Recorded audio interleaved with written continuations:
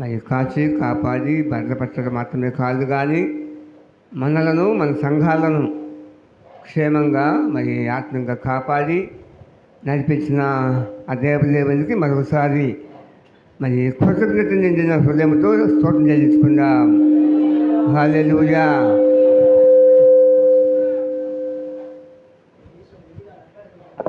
కొంచెం ఎక్కువ తగ్గించి మాకు ఆమె హల్లెలూయా అంటే చాలు. రెండవదిగా దేవుని సన్నిధి ప్రేమించి కూలి వచ్చిన దైవజనులైన మీ అందరికి కూడా ప్రభువైన యేసుక్రీస్తు నామములో నా ప్రత్యేకమైన వందనాలు తెలియపరుస్తున్నాను. స్థానిక సంఘ విశ్వాసులకు, సంఘ కాపరికి ప్రత్యేకంగా నా ప్రత్యేకమైన వందనాలు, శుభాలు తెలియపరుస్తున్నాను. మనం ఏమై ఉన్నామో అది దేవుని కృప వలన మాత్రమే అయి ఉన్నాం. ఆమె హల్లెలూయా. నేను ఫలానా వారి ఫలానా అని చెప్పుకోకుండా ఆ యొక్క అతిశయం మన దగ్గర ఏమీ లేదు. మనం ఏదైనా అయి ఉన్నామంటే అది కేవలం దేవుని కృప ద్వారా మాత్రమే అయి ఉన్నాం. కాబట్టి మీకు మేము చాలాసార్లు చెప్పాం, దయచేసి మీరు ఒకరిగా మాత్రమే చూడండి. స్పెషల్గా ప్రత్యేకంగా అడ్రస్ చేయొద్దు, చప్పట్లు కొట్టద్దు. ఎందుకంటే ఇక్కడ మనం మహిమ ఎవరికి ఇవ్వాలి? దేవునికి మాత్రమే ఇవ్వాలి. ఇక్కడ దేవుడు మాత్రమే గణపరచబడాలి. మనుషులు ఎవరికి కూడా మనం ఆ మహిమ ఘనత ఇవ్వకూడదు. ఆమె హల్లెలూయా. కాబట్టి మేము వచ్చినప్పుడు మామూలుగా మీరు కూర్చోండి. దానికి ప్రత్యేక లేచి వెంటనే మరి పాటలు పాడుతుంటే పాటలు మానేసి ప్రైజాలు చెప్పటము, లేచి నిలబడటము, ఇట్లాంటి ఆ విధేయత వినయం ఏమీ చూపించనక్కర్లేదు. ఎందుకంటే మనం ఉన్నది మహోన్నతుడైన మహాగుణుడైన ఆ దేవుని సన్నిధిలో ఉన్నాం. కాబట్టి మొట్టమొదటిగా ఆయనకు మనం భయపడాలి, ఆయనకు మనం విధేయత చూపించాలి, ఆయనను మనం గణపరచాలి, మనుషులను కాదు. మేము వస్తాము, వచ్చి కూర్చుంటాము, వచ్చి వాక్యం చెప్తాము. ఇదంతా అయిపోయిన తర్వాత, ఆఖరిలో అయిపోయిన తర్వాత, ఆశీర్వాదమైన తర్వాత మీరు వచ్చి ప్రజలు చెప్పి మాట్లాడితే చాలా మంచిది. కాబట్టి దయచేసి ఎవరు కూడా మధ్యలో ఆరాధన ఇబ్బంది కలిగేటట్టుగా, లేకపోతే మీరు డిస్టర్బ్ అయిపోయి ఆ విధంగా మరి చేయవద్దని మరి మనవి చేస్తూ ఉన్నాను. రెండవదిగా ఆహ్వానం కానీ లేకపోతే చప్పట్లు కొట్టడం కూడా వద్దు. ఎందుకంటే మనమందరము దేవుని సేవకులము. మరి ఏదైనా ఆధిక్యత ఘనత మనం ఇవ్వాల్సి ఉంటే అది దేవునికి మాత్రమే ఇవ్వాలి. అది మీరు గమనించవలసిందిగా కొంతమంది సేవకులకు అది ఇష్టం. పేరు చెప్పకపోతే, ఆహ్వానించకపోతే, చప్పట్లు కొట్టకపోతే, వారి గురించి పొగడకపోతే కొంతమందికి కోపం వస్తుంది. నాకు అలా కోపం రాదు. నాకు పొగిడితేనే కోపం వస్తుంది, పొగడకుండా ఉంటేనే మంచిది నాకు. అర్థమైందా? ప్రత్యేకంగా విభజించి చెప్పి లేకపోతే ప్రత్యేకంగా చూడటము ఇదంతా కూడా అది నేను కోరుకునే వ్యక్తిని కాదు. మీరు కింద కూర్చోమన్నా కూర్చుంటాను, నాకేమి అభ్యంతరం ఉండదు. నన్ను పలానా చోట కూర్చోబెట్టారే, నన్ను సరిగ్గా చూడలేదే, నాకు మంచి కుర్చీ ఇవ్వలేదే, ఇటువంటి ఆలోచనలు కానీ భావం నాకు ఎప్పుడూ ఉండదు. దేవుడు నాకు కృపించి వాడుకుంటే వాడబట్టాలని తప్పితే పలానా పాస్టర్ నా పేరు చెప్పలేదు, నన్ను వాడుకోలేదు, నన్ను పిలవలేదు, నాకు ప్రార్థన ఇవ్వలేదు, నాకు వాక్యానికి టైం ఇవ్వలేదు, మాట్లాడడానికి ఇవ్వలేదు, ఇవేమీ నేను మనసులో పెట్టుకోను. ఆమె హల్లెలూయా. దేవుడు నన్ను అక్కడ వాడుకోవాలి తెలుసుకుంటే అక్కడ నాకు అవకాశం ఇస్తే వాడబడతాను. లేకపోతే ఆ పూటలో మౌనంగా కూర్చొని వాక్యం విని బయటకు వచ్చేస్తాను తప్పితే ఎవరి మీద ఆయాసం కానీ కోపం కానీ ఏ విధమైన మనసు పెట్టుకునే ఆ యొక్క స్వభావం నాలో లేదు. కాబట్టి దయచేసి మీరు ఆ విధంగా మీలో ఒకరిగా, మనమందరం ఒకళ్ళమే దేవుని యొక్క జత పనివాళ్ళమై ఉన్నాం. కాబట్టి అదే దృక్పథంతో అదే దృష్టితో చూడమని ఇంతకు ముందు చెప్పాను, మళ్ళీ దాన్ని రిపీట్ చేస్తున్నాను. ఇంకోసారి నాతో చెప్పించవద్దని మరి కోరుతూ ఉన్నాను. ఆమె హల్లెలూయా. మంచిది. దేవుని యొక్క మహాకృప బట్టి దేవుడు మనందరినీ పగటికాల సమావేశపరిచారు. మరి పాస్టర్ ఇమానుయేల్ గారు చెప్పినట్టుగా మరి దూర ప్రాంతం నుంచి వచ్చిన మన సేవకులు చాలామంది 10 గంటలకే వచ్చారని చెప్పారు. చాలా సంతోషము. దగ్గర ఉన్న వాళ్ళు కొంతమంది కొంత లేటుగా వచ్చారని, ఆ లేటుగా వచ్చిన వాళ్ళు నేను కూడా ఒకరిని. కాబట్టి నాకు కొన్ని కారణాలు ఉన్నాయి, కావాలని నేను లేటుగా రాలేదు. 8 గంటలకే బయలుదేరి 10-10:30 ఇక్కడ ఉండాలని భావించాను. కానీ మరి నాతో పాటు సహోదరిని నేను తోడుగా తీసుకొచ్చుకున్నాను కార్ డ్రైవ్ చేయడానికి. ఇంతకుముందు నేనే డ్రైవింగ్ తీసుకొచ్చేవాడిని కాబట్టి కొంచెము నా సమయానికి బయలుదేరుతాం. ఆయనకు కొంచెము చిన్న పని ఉండి కొంచెం ఆలస్యం 10 నిమిషాలు ఆలస్యమైంది బయలుదేరటము. ఆ తర్వాత ఇంకొక పని ఉండి మధ్యలో ఒక పావు గంట దాదాపు ఒక అరగంట మరి ఆగాల్సి వచ్చింది. అది ఒక అర్జెంటు పని కాబట్టి కొంచెం ఆగాల్సి వచ్చింది. కాబట్టి నేను కొంచెం ఆలస్యంగా వచ్చాను, కానీ మరి వేరే ఉద్దేశం కాదు. రైతు అయినప్పుడు కూడా ఆలస్యంగా వచ్చాను కాబట్టి రైతు నన్ను క్షమించవలసిందిగా అది నేను మిమ్మల్ని కోరుతూ ఉన్నాను. మంచిది. మరి ఈ సమయంలో మరి దేవుని యొక్క వాక్యంలోనికి వెళ్ళడానికి ముందుగా మరి దేవుడు మరి నన్ను ఎటు నడిపిస్తాను నాకు తెలియదు. నేను సిద్ధపడి వచ్చిన వాక్యమా లేకపోతే దైవ సేవకులు ప్రారంభించిన వాక్యమా అనేది ఆ నడిపింపుని బట్టి ఉంటుంది. మరి ఇమానుయేల్ గారు చక్కటి మాటను తీసుకుని యెహెజ్కేలు ప్రవచన గ్రంథంలో నుంచి మాట్లాడుతూ ఆ యొక్క యెహెజ్కేలు ప్రవక్త కాలంలో యాజకులు దేవుని యందు ఉన్న దేవుని యొక్క యాజకులు ఏ విధంగా మరి దేవుడు వారికి అప్పగించిన పనిని వారిని నిర్లక్ష్య పెట్టి మరి వారి సొంత మరి కార్యాలను వెతుక్కుంటూ మరి తమ సొంత ఆశను నెరవేర్చుకుంటూ ఏ విధంగా తప్పిపోయారో, ఏ విధంగా వారు ప్రవర్తిస్తున్నారో దాని గురించి ఇక్కడ మరి మాట్లాడిన మాటలు కొన్ని మనకు చూపించారు. ఆమెన్. హల్లెలూయా, హల్లెలూయా. చూడండి, అక్కడ మనం చదివితే రెండవ వచనం నుంచి చదివితే, ప్రభువుకు యెహోవా సెలవిస్తున్నది ఏమనగా, తమ కడుపు నింపుకొని ఇశ్రాయేలీయుల కాపురులకు శ్రమ, కాపరులు గొర్రెలను మేపవలెను కదా. మీరు కొవ్విన గొర్రెలను వధించి కొవ్వును తిని బొచ్చును కప్పుకుందరు, కానీ ఆ గొర్రెలను మేపరు. బలహీనమైన వాటిని మీరు బలపరచరు, రోగము గల వాటిని స్వస్థపరచరు, గాయపడిన వాటికి కట్టు కట్టరు, తోలివేసిన వాటిని మరలా తోలుకొని రారు, తప్పిపోయిన వాటిని వెదుకరు. అది మాత్రము కాక మీరు కఠిన మనస్కులై బలాత్కారముతో వాటిని ఏలుదరు. ఆమె. హల్లెలూయా. ప్రభువుకు దేవుని యొక్క హృదయం ఆలోచన లేకపోతే ఆయన యొక్క మాటలు ఆ దినాల్లో ఉన్న యాజకులు, ఈ దినాల్లో పాస్టర్లు అని చెప్పాలి, కాపురమైన మనల గురించి మాట్లాడుతూ ఉన్నాడు. ఆమె. హల్లెలూయా, హల్లెలూయా. ఎవరినైతే దేవుడు ఆ యొక్క పని కోసము ఏర్పాటు చేశాడో, దానికోసము నియమించాడో, దానికోసము నిర్ణయించాడో, ఆ కాపరులంతా వారికి నిర్ణయించబడిన పనిని చేయకుండా దానిలోంచి తొలగిపోయి, దానిలోంచి తప్పిపోయి, ఎవరైతే తమను ఆ యొక్క స్థానంలోనికి పిలుచుకున్నారో ఆ పిలుపుకు విరుద్ధంగా వాళ్ళు పనిచేస్తున్నట్టుగా ఇక్కడ యెహెజ్కేలు మాట్లాడుతూ ఉన్నారు. ఆమెన్. హల్లెలూయా, హల్లెలూయా. ఒకటి, వాళ్ళు స్వార్థం కోసం పనిచేస్తున్నారు. ఈ దినాల్లో కూడా సేవకులు ఏమైపోయారంటే స్వార్థ ప్రియులు అయిపోయారు. మందను కనికరించరు, విశ్వాసుల మీద దయ లేకపోతే ప్రేమ ఉండదు. వాళ్ళు వస్తే ఎంత లేకపోతే ఎంత, నాకు రావాల్సింది వస్తే చాలు, నేను బ్రతకగలిగింది నాకు దొరికితే చాలు. ఆమెన్. హల్లెలూయా. లేకపోతే నేను 4 చోట్లకు వెళ్తే 4 కానుకలు నాకు వస్తాయి, అవి దాంతో నా యొక్క పరిస్థితిని నించిపోతుంది. కాబట్టి ఎవరు ఎలా ఉంటే నాకేంటని ఒక స్వార్థపూరితమైన ఆ యొక్క హృదయంతో జీవించే కాపులను మనము అనేక మందిని చూస్తూ ఉన్నాం. ఆమెన్. హల్లెలూయా.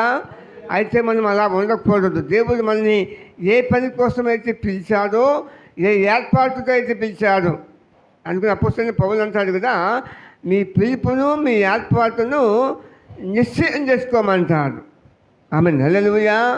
కాబట్టి దేవుని యొక్క పరిచయలో ఉన్న మనము ఎల్లప్పుడూ కూడా ఆ దేవుని యొక్క పిలుపుకు లోబడి, ఆ దేవుని యొక్క ఏర్పాటును అనుసరించి మనం పనిచేసే వాళ్ళముగా ఉండాలి.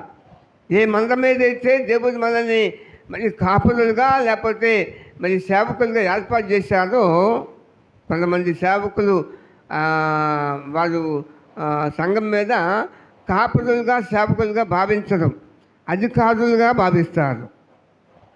కాబట్టి ఏం చేస్తారంటే మంద మీద వాళ్ళు పెత్తనం చేస్తారు, లేకపోతే ఆజ్ఞాపిస్తూ ఉంటారు, లేకపోతే ఏదైనా చేస్తే కోపంగా కఠినంగా మాట్లాడుతూ ఉంటారు. అదే వాళ్ళు బాధపడతారేమో, వాళ్ళ మనసు నొప్పిస్తున్నామేమో, అలా మాట్లాడకూడదు కదా. ప్రభు మనల్ని మరి ఇందాక జాన్ గారు చూపించినట్టుగా ఆ యొక్క దైవజన్యానికి ఉండవలసిన ఆ లక్షణాలు లేకుండా, ఆ ప్రేమ, ఆ యొక్క ఆ సహనము, ఓర్పు లేకుండా మన యొక్క ఇష్టం నెరవేర్చబడలేదు. కాబట్టి మరి కొంతమంది ఏం చేస్తారంటే తమ యొక్క ఆలోచన తమకు అనుకూలంగా ఉండేటట్టుగా వాళ్ళు ప్రయత్నిస్తూ ఉంటారు. ఆమెన్. హల్లెలూయా, హల్లెలూయా. ఇక్కడంటే మీరు మొట్టమొదటిగా స్వార్థప్రియులుగా తమ కడుపు నింపుకొని ఇశ్రాయేలు కాపరులు. వారి స్వార్థమే, వారికి కావాల్సింది వారికి వస్తే చాలు, వాళ్ళ యొక్క కడుపు నిండితే చాలు, వాళ్ళ అవసరాలు తీరితే చాలు. సంఘం ఎత్తిపోతే మాకు అనవసరం, విశ్వాసం ఎత్తిపోతే మాకు అనవసరం, లేకపోతే సంఘం ఏమైపోయినా మాకు అనవసరం, కానీ మా పని నెరవేర్చబడుతుంటే చాలు అని స్వార్థముతో దేవుడిచ్చిన పనిని నిర్లక్ష్యపెట్టి జీవించే కాపరులు ఇప్పుడు కాదు, ఆ దినాల్లో ఉన్నట్టుగా మనం చూడగలుగుతూ ఉన్నాము. ఆమేన్. హల్లెలూయా, హల్లెలూయా. తర్వాత అంటున్నారు కదా, కాపరులు గొర్రెలను ఏం చేయాలంట? మేపాలి. ఆమేన్. హల్లెలూయా. వాక్యాన్ని బోధించాలి, వాక్యములు వారిని పెంచాలి. ఆమేన్. హల్లెలూయా. వాక్యము బాగా వారికి నేర్పించాలి. ప్రసంగాలు చేయడం కాదు, ప్రసంగం వేరు, వాక్యము బోధించటం వేరు. ప్రసంగం ఒక అంశం తీసుకొని మనకున్న వాగ్దాటిని ఉపయోగించుకుంటూ మంచి మంచి మాటలతో, మరి మధురమైన మాటలతో, తీయని మాటలతో, కథలతో, లేకపోతే సందర్భాలతో దాన్ని విభజించి చెప్పి ఆ విధంగా మనుషుల యొక్క మనసు దోచుకోవచ్చేమో, కానీ వారి హృదయాలని వాక్యం దోచుకోలేదు. ఆమేన్. హల్లెలూయా. కాబట్టి ఏమి నేర్పించాలంటే వారిని మనం మేపే వాళ్ళముగా ఉండాలి. ఆమేన్. హల్లెలూయా.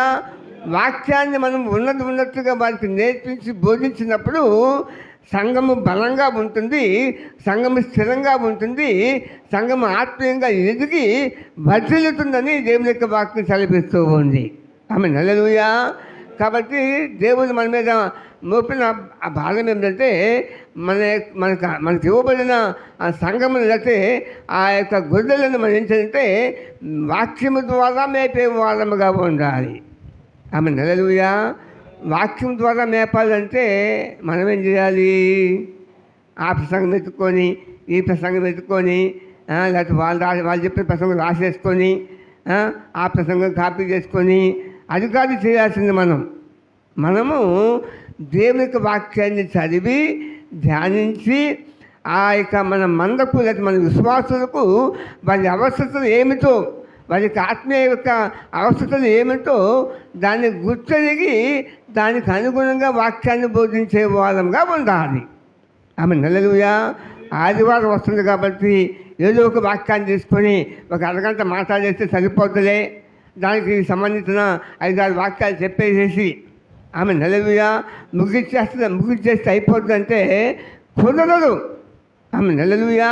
మన దేవుడు మనకు మరి ఎంతో మనం ప్రేమించి, మనం నమ్మదగిన వాళ్ళమని ఎంచి మనకు అప్పగించిన మందను మనం ఏం చేయాలంటే ఆ దేవుని యొక్క వాక్యంలో మనం పెంచే వాళ్ళముగా ఉండాలి. ఆమె. హల్లెలూయా. కాపరులు గొర్రెలను మేపవలను కదా. ఆ దినాల్లో కాపరులు ఇశ్రాయేలు యొక్క ఆ యాజకులు, శాస్త్రులు, వాళ్ళందరూ కూడా దేవుని యొక్క వాక్యాన్ని బోధించి ఆ యొక్క ఇశ్రాయేలు పిల్లలను ఒక క్రమ పద్ధతిలో, ఒక ఆత్మీయ మనసులో నేర్పించడానికి బదులుగా ఏమవుతుందంటే వారు తమ పనిలోంచి వారు విఫలమైపోయినట్టుగా, వారు తప్పిపోయినట్టుగా ఇక్కడ దేవుడు మాట్లాడుతున్నట్టు మనం చూడగలుగుతూ ఉన్నాం. ఆమేన్. హల్లెలూయా. మీరు కొవ్విన గొర్రెలను వధించి కొవ్వును తిని బొచ్చును కప్పుకుంటారు, కానీ గొర్రెలను మేపరు. ఆమేన్. హల్లెలూయా. గొర్రెల ద్వారా లాభం పొందుకుంటారు, గొర్రెల ద్వారా ధనము సంపాదించుకుంటారు, కానీ వాటికి చేయవలసిన రీతిగా వాటిని వారి ఆ యొక్క కాపరులు వాటిని మేపటం లేదని, వాటికి ఆహారం పెట్టడం లేదని, వాటిని ఆత్మీయంగా మరి పెంచే స్థితిలో వారు లేదని ఇక్కడ దేవుడు చాలా స్పష్టంగా మాట్లాడుతూ ఉన్నాడు. ఆమేన్. హల్లెలూయా, హల్లెలూయా. వారంతా ఏంటంట, గొర్రెలను వధించి కొవ్వును తిని బొచ్చును కప్పుకుంటారు. అంటే ఆ యొక్క గొర్రెల వలె వేషం వేసుకుంటారు, కానీ వారి లోపల ఏముంటుంది? స్వార్థము, అక్రమము, అన్యాయము, దేవునికి అవిధేయత, తిరుగుబాటు, ఇవన్నీ కూడా కలిగి ఉండి వారు పైకి మాత్రము గొర్రెలుగా వారు కనపడతారు, కానీ లోపల వారు వివిధములైన మరి ప్రభు యేసుక్రీస్తు చెప్పినట్టుగా అజితేంద్రియముతోనూ, మత్సరముతోనూ, కోపముతోనూ, ద్వేషముతోనూ, అసూయతోనూ, పగతోనూ నిండి ఉంటారని ప్రభు వారు మాట్లాడినట్టుగా పైకి ఒక వేషము, లోపల ఒక వేషం. అయ్యో వేషధారులైన శాస్త్రులారా, పరిసయ్యులారా. ఈ శాస్త్రులు పరిచయం ఎవరంటే ఆ దినాల్లో మరి సమాజ మందిరంలో కూడి వచ్చిన ఇశ్రాయేలు పిల్లలకు దేవుని యొక్క వాక్యం బోధించేవారు. ఏదైతే ధర్మశాస్త్రంలో రాయబడి ఉందో దాన్ని వారు మరి చదివి అర్థం చేసుకొని తరబేదు పొంది వాటిని ఏం చేసేవారంటే సమాజ మందిరంకి కూడి వచ్చినప్పుడు ప్రజలకి బోధించేవారు. అటువంటి బోధకులైన శాస్త్రుల పరిచయాలతో మాట్లాడుతూ ప్రభు చెప్పే మాట ఏమిటంటే, అయ్యో వేషధారులారా, శాస్త్రులారా, పరిసయ్యులారా, మీరు గిన్నెయు పళ్ళెమును వెలుపట శుద్ధి చేయుదురు, కానీ అవి లోపల దేంతంట దోచుకోవటం. మరి దేవుని పని సరిగ్గా చేయకుండా మనం ఏదైనా తీసుకుంటే అది దోచుకున్నట్టే లెక్క, అక్రమంగా సంపాదించినట్టే లెక్క.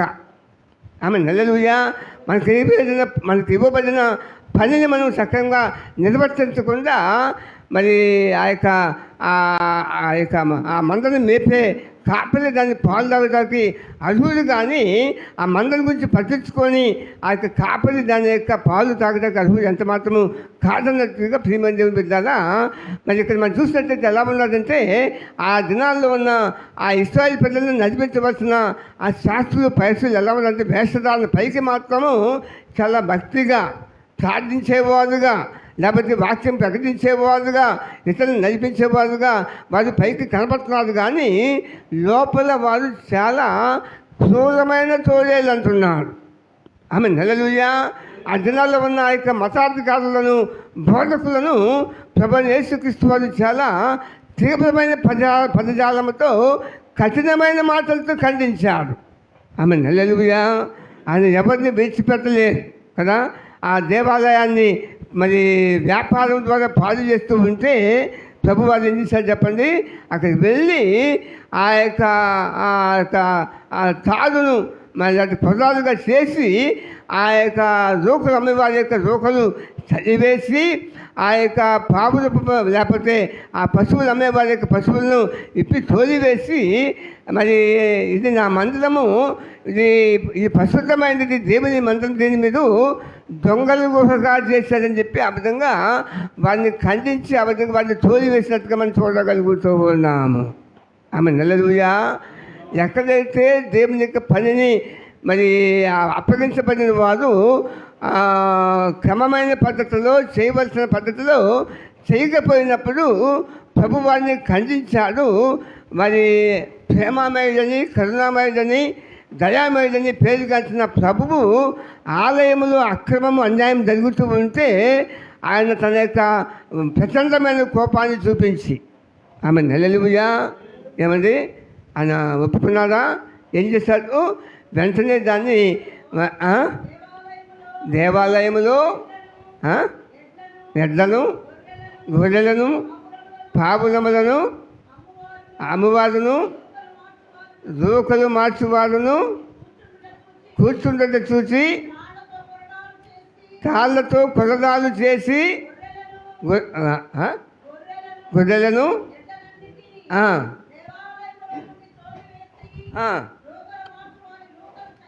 రోకలు మార్చు వారి యొక్క రోకలు చలివేసి వారి బల్లను పడద్రోసి తీసుకొని పోండి, నా తండ్రి ఇల్లు ఏం చేయకూడదంట, వ్యాపారం చేసేస్తున్నారు ఇప్పుడు అనేక మంది సేవకులు కదా. నూనె అమ్ముతారు, కచ్చిపులు అమ్ముతారు, తర్వాత ఇక అయ్యగారు తల మీద చేయిపెట్టి ప్రార్థన చేస్తే 10,000 రూపాయలు ఇవ్వాలి, అయ్యగారితో ఫోటో జరిగితే 10,000 రూపాయలు ఇచ్చుకోవాలి. ఏమైపోయిందంత సేవ అంతా వ్యాపారం, డబ్బుతో ముడిపడిపోయింది. ప్రజలకు కూడా ఏం కావాలంటే అటువంటిదే బాగా ఇష్టం కదా. డబ్బులు పెట్టి కొనుక్కొని మన పాస్టర్ గారు మరి నూనె తెచ్చుకుంటే ప్రార్థన చేసి ఇస్తే అది పని చేయదు. 100 రూపాయలు ఇంత బాటిల్ కొనుక్కుంటే అది పని చేస్తుంది వాళ్ళకి. ఆమెన్, హల్లెలూయా. దేవుని యొక్క పనిని ఏం చేశారంటే వ్యాపారం చేసి దేవుని యొక్క పని యొక్క విలువను పాడు చేసే సేవకులు కోకలుగా తయారైపోతూ ఉన్నారు. ఆమెన్, హల్లెలూయా, హల్లెలూయా. ప్రియమైన దేవుని పిల్లలారా, దేవుడు మనకి యొక్క పనిని మరి మన ఏదో గొప్ప వాళ్ళమనో యోగ్యులమనో లేకపోతే తెలివిగల వాళ్ళమనో విద్యావంతులమనో కాదు, కానీ తన కృపను బట్టి కనికరమని బట్టి ఆయన మనల్ని ఎన్నిక చేసుకొని ఏర్పాటు చేసుకొని ఈ యొక్క లోకంలో అనేక మందికి లేని ఈ గొప్ప ఆధిక్యతను ఈ గొప్ప కృపను మనకు అనుగ్రహించి అపోస్తలుడైన పౌలు అంటారు కదా, ఇది పరిశుద్ధమైన పిలుపులో పిలువబడిన పిలులారా అంటాడు. ఏ పిలుపు ఇది? పరిశుద్ధమైన పిలుపు. ఆమె హల్లెలూయా. ఇంకోసారి అంటాడు ఇది ఉన్నతమైన పిలుపు అంటాడు. ఆమె హల్లెలూయా. అంటే ఈ యొక్క పనికి మించిన పని ఈ భూలోకంలో మరి ఏది కూడా లేదు. ఆమె హల్లెలూయా. ఈ లోకములో మంచి మంచి ఇంజనీర్లు, డాక్టర్లు, లేకపోతే సాఫ్ట్వేర్ పనిచేసేవాళ్ళు, మంచి మంచి హోదాలు, మరి మంత్రులు, మరి ముఖ్యమంత్రులు, ప్రధానమంత్రులు, రాష్ట్రపతులు, మరి అనేకమైన పదవులు, మరి ఆ విధంగా పనులు చేసేవారు ఉండవచ్చునేమో, కానీ వాళ్ళెవరికి లేని గొప్ప ఆధిక్యత, ఉన్నతమైన పిలుపు ఎవరికి ఉందంటే నీకు నాకు దేవుడు ఇచ్చాడు. ఆమె హల్లెలూయా. కాబట్టి మన యొక్క పిలుపును ఏర్పాటును నిశ్చయం చేసుకోవాలి. దేవుడు నన్ను పిలిచిన పిలుపు నేను ఉంటున్నానా లేదా, ఆ పిలుపుకు తగినట్టుగా నేను ప్రవర్తిస్తున్నానా లేదా, దేవుడు నాకు ఇచ్చిన ఏర్పాటును బట్టి నేను ఆ యొక్క ఏర్పాటులో కొనసాగుతూ ఉన్నానా, లేకపోతే ఏర్పాటు తొలగిపోయానా అని మనల్ని మనం ఒకసారి పరిశీలన చేసుకొని. ఆమెన్, హల్లెలూయా, హల్లెలూయా, హల్లెలూయా. మనం దేవునికి మరొకసారి మన యొక్క సమర్పణను, మన పిలుపును, మన ఏర్పాటును మనము నిశ్చయం చేసుకొని ఈ దినాల్లో దేవునికి పరిచయం ముందుకు సాగవలసిన అవసరత ఎంతైనా ఉందని దేవుడు మనతో మాట్లాడుతూ ఉన్నాడు. హల్లెలూయా, హల్లెలూయా. ఎంత పైకి వారు ఆ యొక్క బొచ్చు కప్పుకుంటారు, కానీ లోపల వారు ఎలా ఉంటారంటే క్రూరమైన తోడేళ్ళంట. అంటే మందను కనికరించరు, మంద మీద ప్రేమ చూపించరు, మందను పోషించవలసిన రీతిలో పోషించరు, మందను కాయవలసిన రీతిలో కాయదు. తమకు ఇష్టం వచ్చినట్టు, తమకు నచ్చినట్టు, తమ మనసుకు తోచినట్టు చేసుకుపోతూ ఉంటారే, కానీ మంద మీద ఏమాత్రము కనికరము చూపించదు. ఆమెన్, హల్లెలూయా, హల్లెలూయా. బలహీనమైన వాటిని మీరు బలపరచరు, రోగము గల వాటిని స్వస్థపరచరు, గాయపడిన వాటికి కట్టుకట్టరు. ఆమెన్, హల్లెలూయా. ఏదైతే బాధ్యత మన మీద పెట్టబడిందో ఆ బాధ్యతను నిర్వర్తించుకోకుండా ఇంకేదేదో చేసేస్తూ ఉంటాం. ఆమెన్, హల్లెలూయా, హల్లెలూయా, హల్లెలూయా. కాబట్టి ప్రియమైన దేవుని పిల్లలారా, దేవుడు మనల్ని ఎక్కడికి పిలిచాడో, ఏది మనకు అప్పగించాడో, మన మీద పెద్ద పెద్ద బాధ్యతను మనం ఏం చేయాలంటే ఆ నమ్మకంగాను యథార్థంగా దాన్ని చేసే వాళ్ళముగా మనం ఉండాలి. ఆమెన్, హల్లెలూయా. మనకు ఇవ్వబడిన ఆ యొక్క మంద, ఆ సంఘాన్ని మనము అన్ని విధాలుగా దేవునికి మరి ప్రీతిపాత్రంగా లేకపోతే దేవునికి ఇష్టంగా దాన్ని సంసిద్ధం చేసి నడిపించవలసిన బాధ్యత మన మీద ఉందని దేవుని యొక్క వాక్యం చదివిస్తూ ఉంటాం. హల్లెలూయా, హల్లెలూయా. కాబట్టి కాపరి యొక్క పని ఏమిటంటే ఆ యొక్క సంఘములో బలహీనమైన వాటిని, సంఘములో మరి ఏమంటారు కొంచెం వెనుకబడిన వాటిని, ఆత్మీయంగా ముందుకు సాగలేకుండా మరి ఆత్మీయమైన బలహీనమైన వాటిని మనం ఏం చేయాలంటే ప్రత్యేకమైన శ్రద్ధ పెట్టి వారి కోసం ప్రార్థించి వారిని ఏం చేయాలంటే ఆ పరిస్థితులు మనము బలంగా నడిపించవలసిన బాధ్యత మన మీద ఉంది. ఈ పనులేమి చేయకుండా కేవలము మంద ద్వారా జీవించడానికి మాత్రమే ఆ దినాల్లో కాపరులు ప్రయత్నం చేస్తున్నట్టుగా దేవుడు మాట్లాడుతూ ఉన్నాడు.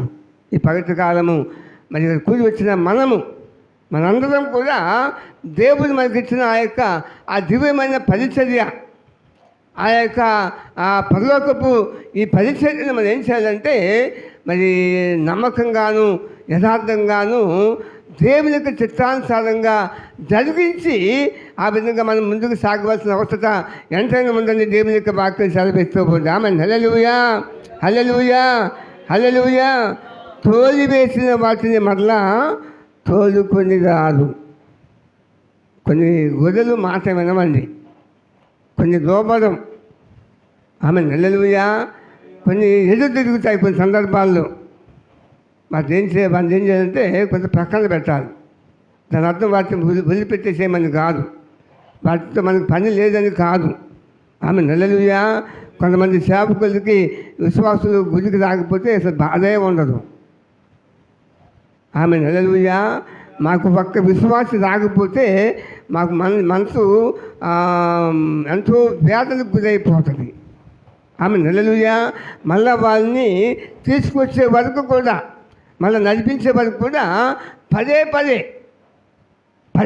వారిని దర్శించి మరి ఒకవేళ మన ద్వారా వాళ్ళు ఏదైనా బాధపడితే నొచ్చుకుంటే మరి వారికి సర్ది చెప్పి వాక్యాన్ని బోధించి అవసరమైతే మేమే వారికి క్షమాపణ చెప్పి, తప్పు చేయకపోయినా సరే పొరపాటు లేకపోయినా సరే వారిని సమాధానపరిచి అట్లా తీసుకురావాలనే ఆశతో ఒక మెట్టు తగ్గిపోయి మమ్మల్ని మేము తగ్గించుకొని క్షమాపణ చెప్పి అబద్ధంగా ఆహ్వానించిన సందర్భాలు కూడా ఉన్నాయి. ఎందుకంటే అది మనకున్న బాధ్యత. తోలివేయబడిన వాటిని సైతం మనం ఏం చేయాలంటే మనం తిరిగి మనం దేవుని సన్నిధికి నడిపించవలసిన బాధ్యత, ఆ యొక్క భారము మన మీద ఉందని మనం గుర్తించాలి. హల్లెలూయా, హల్లెలూయా. ఇక్కడ ప్రభు చెప్పే మాట ఏమిటంటే ఆ దినాల్లో ఉన్న కాపరులు ఆ మంద మీద పడి తింటున్నారు, మరి పోషింపబడుతున్నారు, ఆ విధంగా జీవిస్తున్నారు. కానీ వాళ్ళు చేయవలసిన పనిని చేయకుండా హల్లెలూయా తోలి వేసిన వాటిని మరలా తోలుకొని రాకుండా వాటి దారిన వాటి మానాన్ని విడిచిపెట్టేస్తూ ఉన్నారు. హల్లెలూయా. ఇంకంటాడు తప్పిపోయిన వాటిని వెదకలు. కొన్ని తప్పిపోతాయి కదా, ఆ సంఘాన్ని చూసి కొంచెం అక్కడ బాగుందని, లేకపోతే ఫలానా చోట బాగుందని అలా కొన్ని గొర్రెలు తప్పిపోతాయి. వాటి మనం ఏం చేయాలంటే వారి పోతే పోయినలే మరి నాకు ఇంతమంది ఉన్నారు కదా, లేకపోతే ఇంతమంది నాకు ఉంటే చాలని ఆ వెళ్ళిపోయిన వారిని మనం వదిలిపెట్టడం కాదు. ఏం చేయాలంటే వారిని వెంబడించి వారికి వాక్యం చెప్పి మరి వాస్తవాలు తెలియపరిచి వారి కోసం ప్రార్థించి వారిని మళ్ళా ఆ మందలకు చేర్చవలసిన బాధ్యత మన మీద ఉందని మనం గుర్తించే వాళ్ళముగా ఉండాలి. హల్లెలూయా, హల్లెలూయా, హల్లెలూయా. అది కారణం ఏంటంటే అది కాపరికున్న బాధ్యత. ఆ కాపరి మందని మేపినప్పుడు, మందని చూస్తున్నప్పుడు మందకు సంబంధించిన ప్రతి మరి ఆ యొక్క విషయాన్ని కూడా బాధ్యత వహించవలసిన ఆ యొక్క భారము, లేకపోతే ఆ విషయం ఎవరి మీద ఉందంటే కాపరి మీద ఉంది. హల్లెలూయా. ప్రభు అన్నాడు కదా, నేను గొర్రెలకు మంచి కాపరిని అన్నాడు. ఏం కాపరి అంటే ఆయన మంచి కాపరి. మంచి కాపరి ఏం చేస్తాడు? తన గొర్రెల కోసము ప్రాణం పెడతాడంట. ఆమె హల్లెలూయా, హల్లెలూయా. ప్రాణం సంగతి తర్వాత కొంచెం తగ్గి బతిమలాడి ఒక విశ్వాసం తీసుకురావడానికి మనకు అసలు మనసే ఉంటుంది. ఇంకేం ప్రాణం పెడతాం మనం? ఏమండి, ఒక విశ్వాసం కొంచెం అలిగితే, లేకపోతే ఏదన్నా మన వాక్యం ద్వారా కొంచెం నొచ్చుకొని లేకపోతే గుచ్చుకొని వెళ్ళిపోతే ఆ విశ్వాసం దగ్గరికి వెళ్ళి వాక్యం చెప్పి లేకపోతే సమాధానపరిచి మరి కొంచెం మనం తగ్గించుకొని ఆ యొక్క విశ్వాసాన్ని తీసుకొచ్చే మనసే మనకు లేదు. ఇంకా గొర్రెల కోసం మనం ప్రాణం ఏం పెడతాం? ఆమె హల్లెలూయా. కాబట్టి గమనించాల్సింది ఏంటంటే, మన మీద దేవుడు ఎంత గురుతరమైన బాధ్యతను, ఎంత ఎంత బాధముతో కూడిన బాధ్యతను మరి పెట్టాలో మనం ఒకసారి ఆలోచన చేయాలి. ఆమె హల్లెలూయా, హల్లెలూయా. అందుకనే బోధకులమైన మనకంట ఏముందంట? మరి కఠినమైన తీర్పు ఉందంట. నా సహోదరులారా, బోధకులమైన మనము మరి కఠినమైన తీర్పు పొందుదామని తెలుసుకొని, అది మీరు అనేకులు బోధకులు కాకుండా ఉండటం మంచిది. అనేక విషయములలో మనమందరము తప్పిపోతూ ఉన్నాం. బలహీనపరచబడటము, తప్పిపోవటము అది జరుగుతూ ఉంటుంది. ఎవరు దీనికి అతిథులు కాదు. కొన్ని సందర్భాల్లో సేవకులు కూడా కొన్ని పరిస్థితుల్లో తప్పిపోతూ ఉంటారు. ఎందుకంటే సాతాను యొక్క మొదటి గురి ఎవరి మీద అంటే కాపరి మీదే ఉంటుంది. ఆమె హల్లెలూయా. ఎందుకని? కాపరిని కొడితే మనదంతా కూడా చెదరిపోతుంది కాబట్టి. కాపరిని మనం మరి తప్పించేస్తే మరి మనంతా కూడా చెదిరిపోతుంది కాబట్టి సాతాను గారి యొక్క గురి ఫస్ట్ ఎవరి మీద ఉంటుందంటే సేవకుని మీద, సేవకుని కుటుంబం మీద ఉంటుంది. ఆమె హల్లెలూయా, హల్లెలూయా. అందుకనే ప్రభు అపోస్తలుడైన పేతురు మాట్లాడుతూ మీ విరోధేగు సాతాను మీరు నిబ్బరమైన మనసు గలవారై, నిబ్బరమైన బుద్ధి గలవారై మెలకువగా ఉండుడి.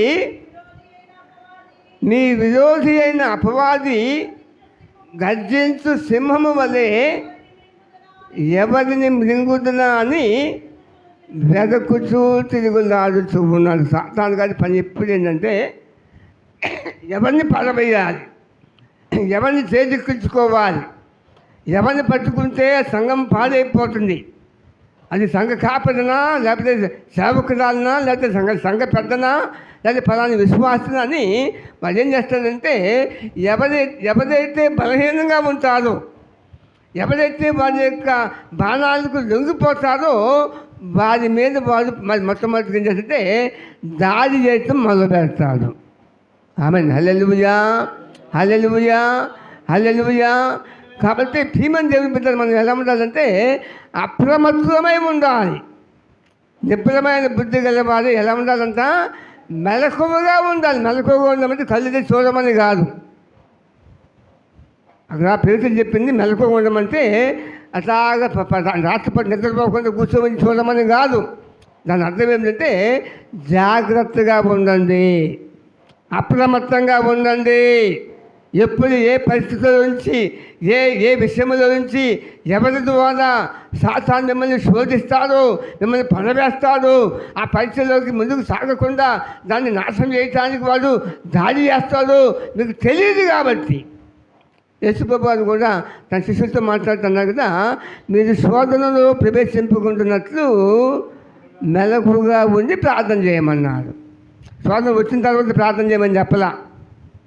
ఏమండి, శోధన వచ్చిన తర్వాత మనం చేసే పని ఏంటంటే శోధన వచ్చిన తర్వాత, శ్రమ వచ్చిన తర్వాత, బాధ కలిగిన తర్వాత అప్పుడు బుద్ధి తెచ్చుకొని దేవుని సన్నిధికి వెళ్ళి ప్రార్థన చేస్తాం. కానీ వాక్యం చెప్పింది ఏంటి? మీకు శోధన రాకముందే. ఆమె హల్లెలూయా. ఎందుకని?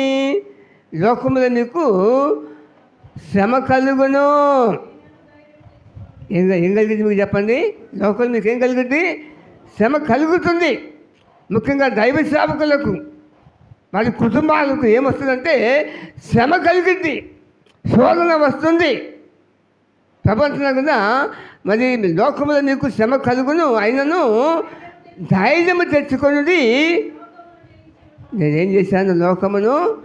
లోకం జయించడం ఏంటి? ఆయన ఈ లోకంలో ఉన్నప్పుడు, మానవ రూపిగా ఉన్నప్పుడు ఆయన ఏదైతే శోధనలు గుండా, ఏదైతే ప్రలోభాలు గుండా, ఏదైతే విషయాలు గుండా ఆయన జీవించాడో, ముందుకు సాగాడో, వాటిని ఏ విధంగా ఆయన జయించి దేవుని యొక్క నామాన్ని మహింపరిచి తన పనిని నిర్వర్తించాడో, తన పనిని ముగించాడో,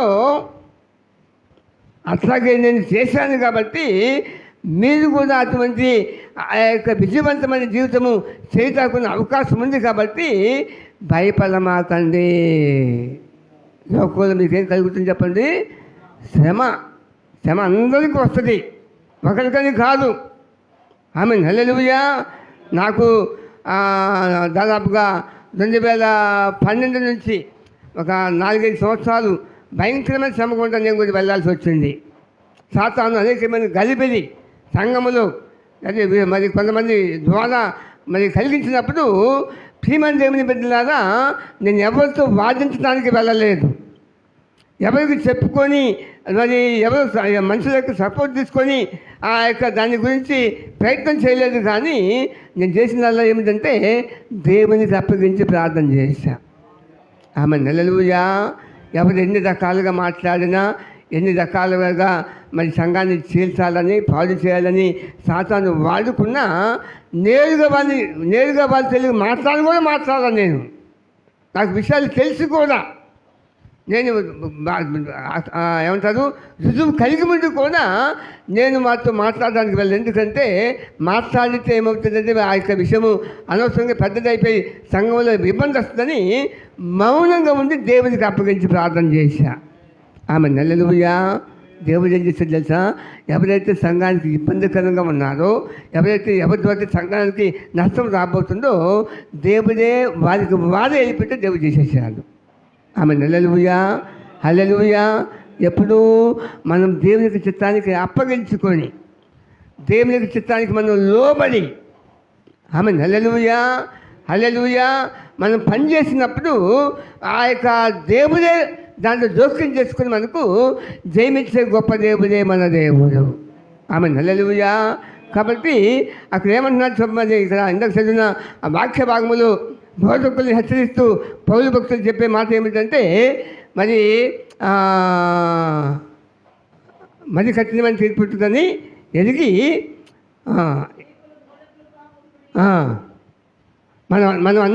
మనలో చాలామంది అనేక విషయములలో మనమందరము తప్పిపోతున్నాము. ఎవడైనను మాట యందు తప్పని ఎడలా. కాబట్టి మన మాట ఎలా ఉండాలంటే అవునంటే అవును, కాదంటే కాదు.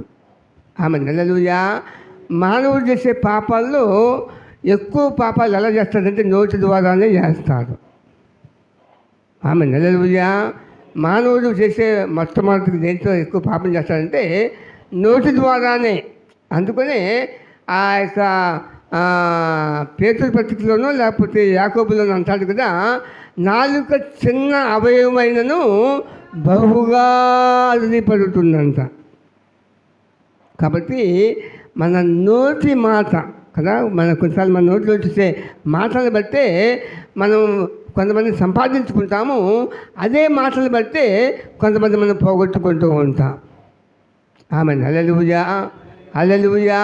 కాబట్టి సేవకులమైన మనము మన యొక్క జీవితము ద్వారా, మన ప్రవర్తన ద్వారా, మన నోటి ద్వారా ఏం చేయాలంటే దేవుని యొక్క నామమునకు మహిమ తెచ్చే వాళ్ళముగా ఉండాలి. హల్లెలూయా.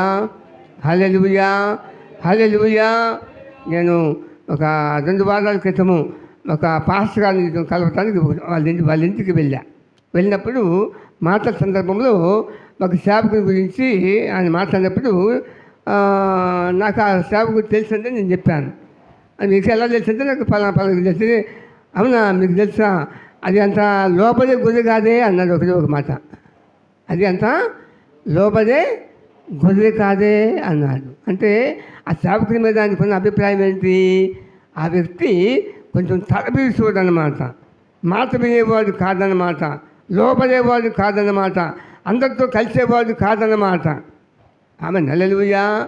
అందరినీ కలుపుకుపోయేవాడు కాదన్నమాట. తనకు నచ్చినట్టుగా తనకి ఇష్టం వచ్చినట్టుగా ప్రవర్తించేవాడని ఆ యొక్క మండలంలో ఉన్న సేవకుల్లో ఉన్న ఒక మాట అది. ఆమె హల్లెలూయా, హల్లెలూయా, మన యొక్క సవాసం గురించి చెప్పలేదు, సవాసం సభకు చెప్పలేదు, కానీ బయట మండలంలో సంగతి చెప్తున్నాను నేను ఈ మాట. ఆ ఊరి మండలంలో ఉన్న ఒక పాస్కారు ఇంకో సేవకుని గురించి చెప్పిన మాట అది. ఇది త్వరగా లోబడే గొర్రె కాదే అంటే మనం ఎటువంటి సాక్ష్యం కలిగి జీవిస్తూ ఉన్నాం. మనం చూసినప్పుడు ప్రజలు మనలో ఆ దైవికమైన లక్షణాలు, ఆ దైవికమైన వినయం, ఆ దైవికమైన భక్తి, ఆ దైవికమైన స్వభావము. అందుకని అపొస్తలుడైన పౌలు అంటాడు కదా, క్రీస్తు యొక్క స్వరూపం మీలో ఏర్పడు వరకు నాకేం కలుగుతుందంటాడు? ప్రసవ వేదన కలుగుతుందంటాడు. ఏం కలగాలంటే మీలో క్రీస్తు యొక్క స్వారూప్యం, అంటే మరి క్రీస్తు యొక్క స్వరూపము మనలో కలిగినప్పుడు మనల్ని ప్రజలు చూసినప్పుడు ఎలా చూస్తారు? మనల్నిగా చూడరు. మనలో నుంచి ఎవరిని చూస్తారంటే క్రీస్తు ప్రభువాన్ని చూసేవారుగా ఉంటారు. ఆమె హల్లెలూయా. థామస్ గారిని చూస్తారండి, ఆయన మాటలు చాలా బాగుంటాయండి, ప్రభు మాట్లాడినట్టే ఉంటుందండి. ఆమె హల్లెలూయా. ఆయన ప్రేమ ఎలా ఉంటుందండి? ప్రభు ప్రేమించినట్టే ఉంటుందండి. ఎందుకని? ఏ స్వరూపం మార్పు చేయబడ్డారు ఆ వ్యక్తి? క్రీస్తు యొక్క స్వరూపంలోనికి. కాబట్టి మరి పౌలు భక్తులు చెప్పేది ఏంటంటే తన ద్వారా సువార్తమైన విశ్వాసులు అందరూ కూడా, ఇది కేవలం విశ్వాసులు కదండి, మాకు కాదండి, కుదరదు. మరి ముఖ్యంగా సేవకులమైన మనము తప్పకుండా ఆ ప్రభు యొక్క స్వారూప్యములోనికి. ఆమె హల్లెలూయా. ఇందాక మన జాన్ గారు మరి చదివించారు కదా ఆ యొక్క మొదటి తిమోతి పత్రికలో ఉన్న ఆ మాటలు మనం చదివించారు కదా ప్రియమైన దేవుని బిడ్డలారా. అక్కడ మనం ఇందాక దైవజనుడు ఎలా ఉండాలని చెప్తున్నాడంటే, దైవజనుడా నీవైతే వేటిని ఏవైతే నీ పిలుపుకి విరుద్ధంగా నీలో కలిగి ఉన్నావో, లేకపోతే ఆ యొక్క అవిశ్వాస సంబంధమైన క్రియలు నీలో ఉన్నాయో వాటిని విసర్జించి నీతిని, భక్తిని, విశ్వాసమును, ప్రేమను, ఓర్పును, సాత్వికమును. అది ఎవరికి చెప్తున్నాడు ఈ మాట? దైవజనులకు చెప్తున్నాడు. మనం అందరికీ బోధిస్తాం ప్రేమ, సంతోషము, సమాధానము, దీర్ఘశాంతము, మంచితనము, దయాలుత్వము, విశ్వాసము, ఆశా నిగ్రహము, ఇవన్నీ మనం అందరికీ బోధిస్తాం. కానీ దాంట్లో ఒకటి మనం అనుసరించాం. ఆమె హల్లెలూయా. కొంతమంది అంటారు మనం ఏంటి బోధించడానికండి, మనం అనుసరించడానికి కాదు. ఎందుకంటే ఇవి బోధించడానికే కాదు. బోధించే నీవు దాన్ని అనుసరిస్తేనే దాన్ని బోధించాలి. ఆమె హల్లెలూయా. నేను మీకు ఇంతకుముందు ఒకసారి చెప్పినట్టున్నాను, నాకు జ్ఞాపకం ఉండలేదు తెలియదు, కానీ రామకృష్ణ పరమహంస గురించి చెప్పింది మీరు ఉన్నారా? నేను ఒక ఉదాహరణ చెప్తాను. రామకృష్ణ పరమహంస అని మన హైందవ సహోదరులకు ఆయన ఒక మంచి తాత్వికుడు. మరి ఆయన ఒక ఆ దినాల్లో చాలా కాలం క్రితం ఆయన ఒక యోగిగా మరి అనేక మంది ఆయన గౌరవించేవారు. కాబట్టి అనేక మంది ఆయన దగ్గరికి వచ్చి ఆయన మాటలు విని మరి ఆయన చెప్పినట్టుగా నడుచుకుంటూ ఆ విధంగా మరి ముందుకు సాగుతూ ఉండేవారు. ఒకరోజు ఒక తల్లి వచ్చిందంట, మరి కుమారుని తీసుకొని వచ్చింది ఆయన రామకృష్ణ పరమహంస దగ్గరికి. వచ్చినప్పుడు ఆయన అడిగేదంట, ఏమ్మా ఎందుకు వచ్చావు, ఏంటి అవసరం ఏంటి అడిగేదంట. అప్పుడు ఆమె చెప్పిందంట, అమ్మ అయ్యా వీడు నా కొడుకు, వీడికి స్వీట్స్ మిఠాయిలు అంటే బాగా ఇష్టం. ఎంత ఇష్టం అంటే వాడి ఆరోగ్యం కూడా పాడైపోతుంది. మరి కాబట్టి వాడి ఆరోగ్యం సరిగ్గా ఉండటం లేదు. డాక్టర్ గారు ఎన్ని మందులు ఇచ్చినా జబ్బు తగ్గటం లేదు. దాని ద్వారా వాడి ఆరోగ్యం పాడైపోయేవాడు, మరి ఇబ్బంది పడే పరిస్థితి వస్తుంది. కాబట్టి నేను ఎన్ని చెప్పినా నా మాట వింటలేదయ్యా, ఒకసారి నువ్వు చెప్తే నీ మాట వింటాడని తీసుకొచ్చాను చెప్పిందంట. అప్పుడు ఆయన అన్నాడంట, మంచిదమ్మా, చాలా బాగా చెప్పావు, ఒక పని చేయి, నేను తీసుకొని ఇంటికి వెళ్ళిపోయి ఒక వారం తర్వాత మళ్ళీ రమ్మన్నాడంట. ఆమె హల్లెలూయా. వారం తర్వాత తల్లి మళ్ళీ ఆ కుమారుని తీసుకొని మరి ఆయన దగ్గరికి వస్తే ఆమె చూసి ఆ పిల్లవాడిని పక్కన కూర్చోబెట్టుకొని ఆయన చెప్పాడంట, ఆ మిఠాయిలు, ఆ స్వీట్స్ తినడం ద్వారా ఏ నష్టాలు ఉంటాయో, ఏ విధమైన సమస్యలు వస్తాయో, ఆరోగ్యం ఏ విధంగా పాడైపోతుందో అవన్నీ వివరించి చెప్పాడంట. చెప్పి అన్నదంట, తినకూడదమ్మా, అది మంచిది కాదు, కాబట్టి అవి మానివేయమని చెప్పి ఆ బిడ్డకు బోధించి పంపించాడంట. ఆ బిడ్డ తల్లితో పాటు ఇంటికి వెళ్ళిపోయిన తల్లి కొంతకాలం తర్వాత మళ్ళా ఆ యొక్క బిడ్డను తీసుకొని రామకృష్ణ పరమహంస దగ్గరికి వచ్చిందంట. వస్తే ఆయనకు ఆశ్చర్యం వేసింది, ఏంటి మళ్ళీ వచ్చింది ఏంటి సమస్య అనుకొని ఆమె అడిగాడు, మళ్ళీ ఎందుకు వచ్చావమ్మా, ఏమైంది, నీ కొడుకు స్వీట్స్ మిఠాయిలు తింటే మానివేయలేదంటే అప్పుడు ఆమె చెప్పిందంతా, కాదయ్యా, మీరు చెప్పిన తర్వాత మేము ఇంటికి వెళ్ళిన తర్వాత నుంచి నా కొడుకు ఆ మిఠాయిలు తింటాం మానివేశాడు అయ్యా.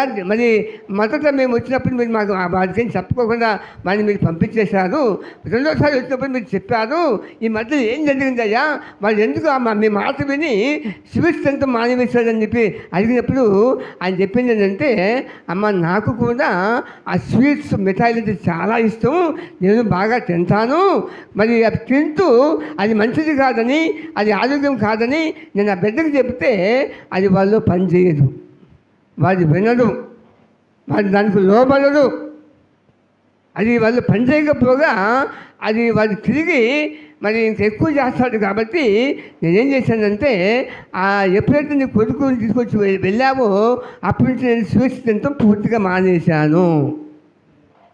ఏం చేశాడంట, తను ఏదైతే చెప్పాలనుకున్నాడో, ఏదైతే బోధించాలనుకున్నాడో ప్రియమైన దేవుని పిల్లలాగా దానిని మొట్టమొదటిగా తాను ఆచరించి చేసిన తర్వాత దానిని ఆ బిడ్డకు బోధించినప్పుడు ఆ మాటలు అతనితో పనిచేసి ఆ పిల్లవాడు దాని తింటే మానివేశాడంట. ఆమె హల్లెలూయా.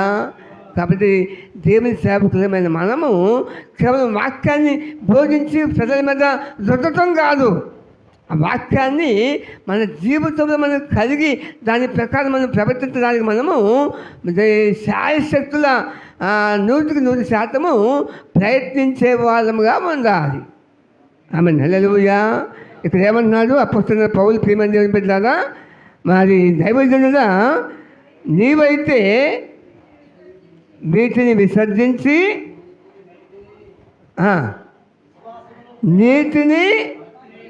నీతి ఏం కావాలి, మనలో నీతి ఉండాలి. ఆమె హల్లెలూయా. మనం నీతిమంతులుగా జీవించాలి. నీతిమంతులు ఒకటి, మనము యేసు ప్రభువుని విశ్వాసం ఉంచడం ద్వారా మనం నీతిమంతులుగా తీర్చబడ్డాము.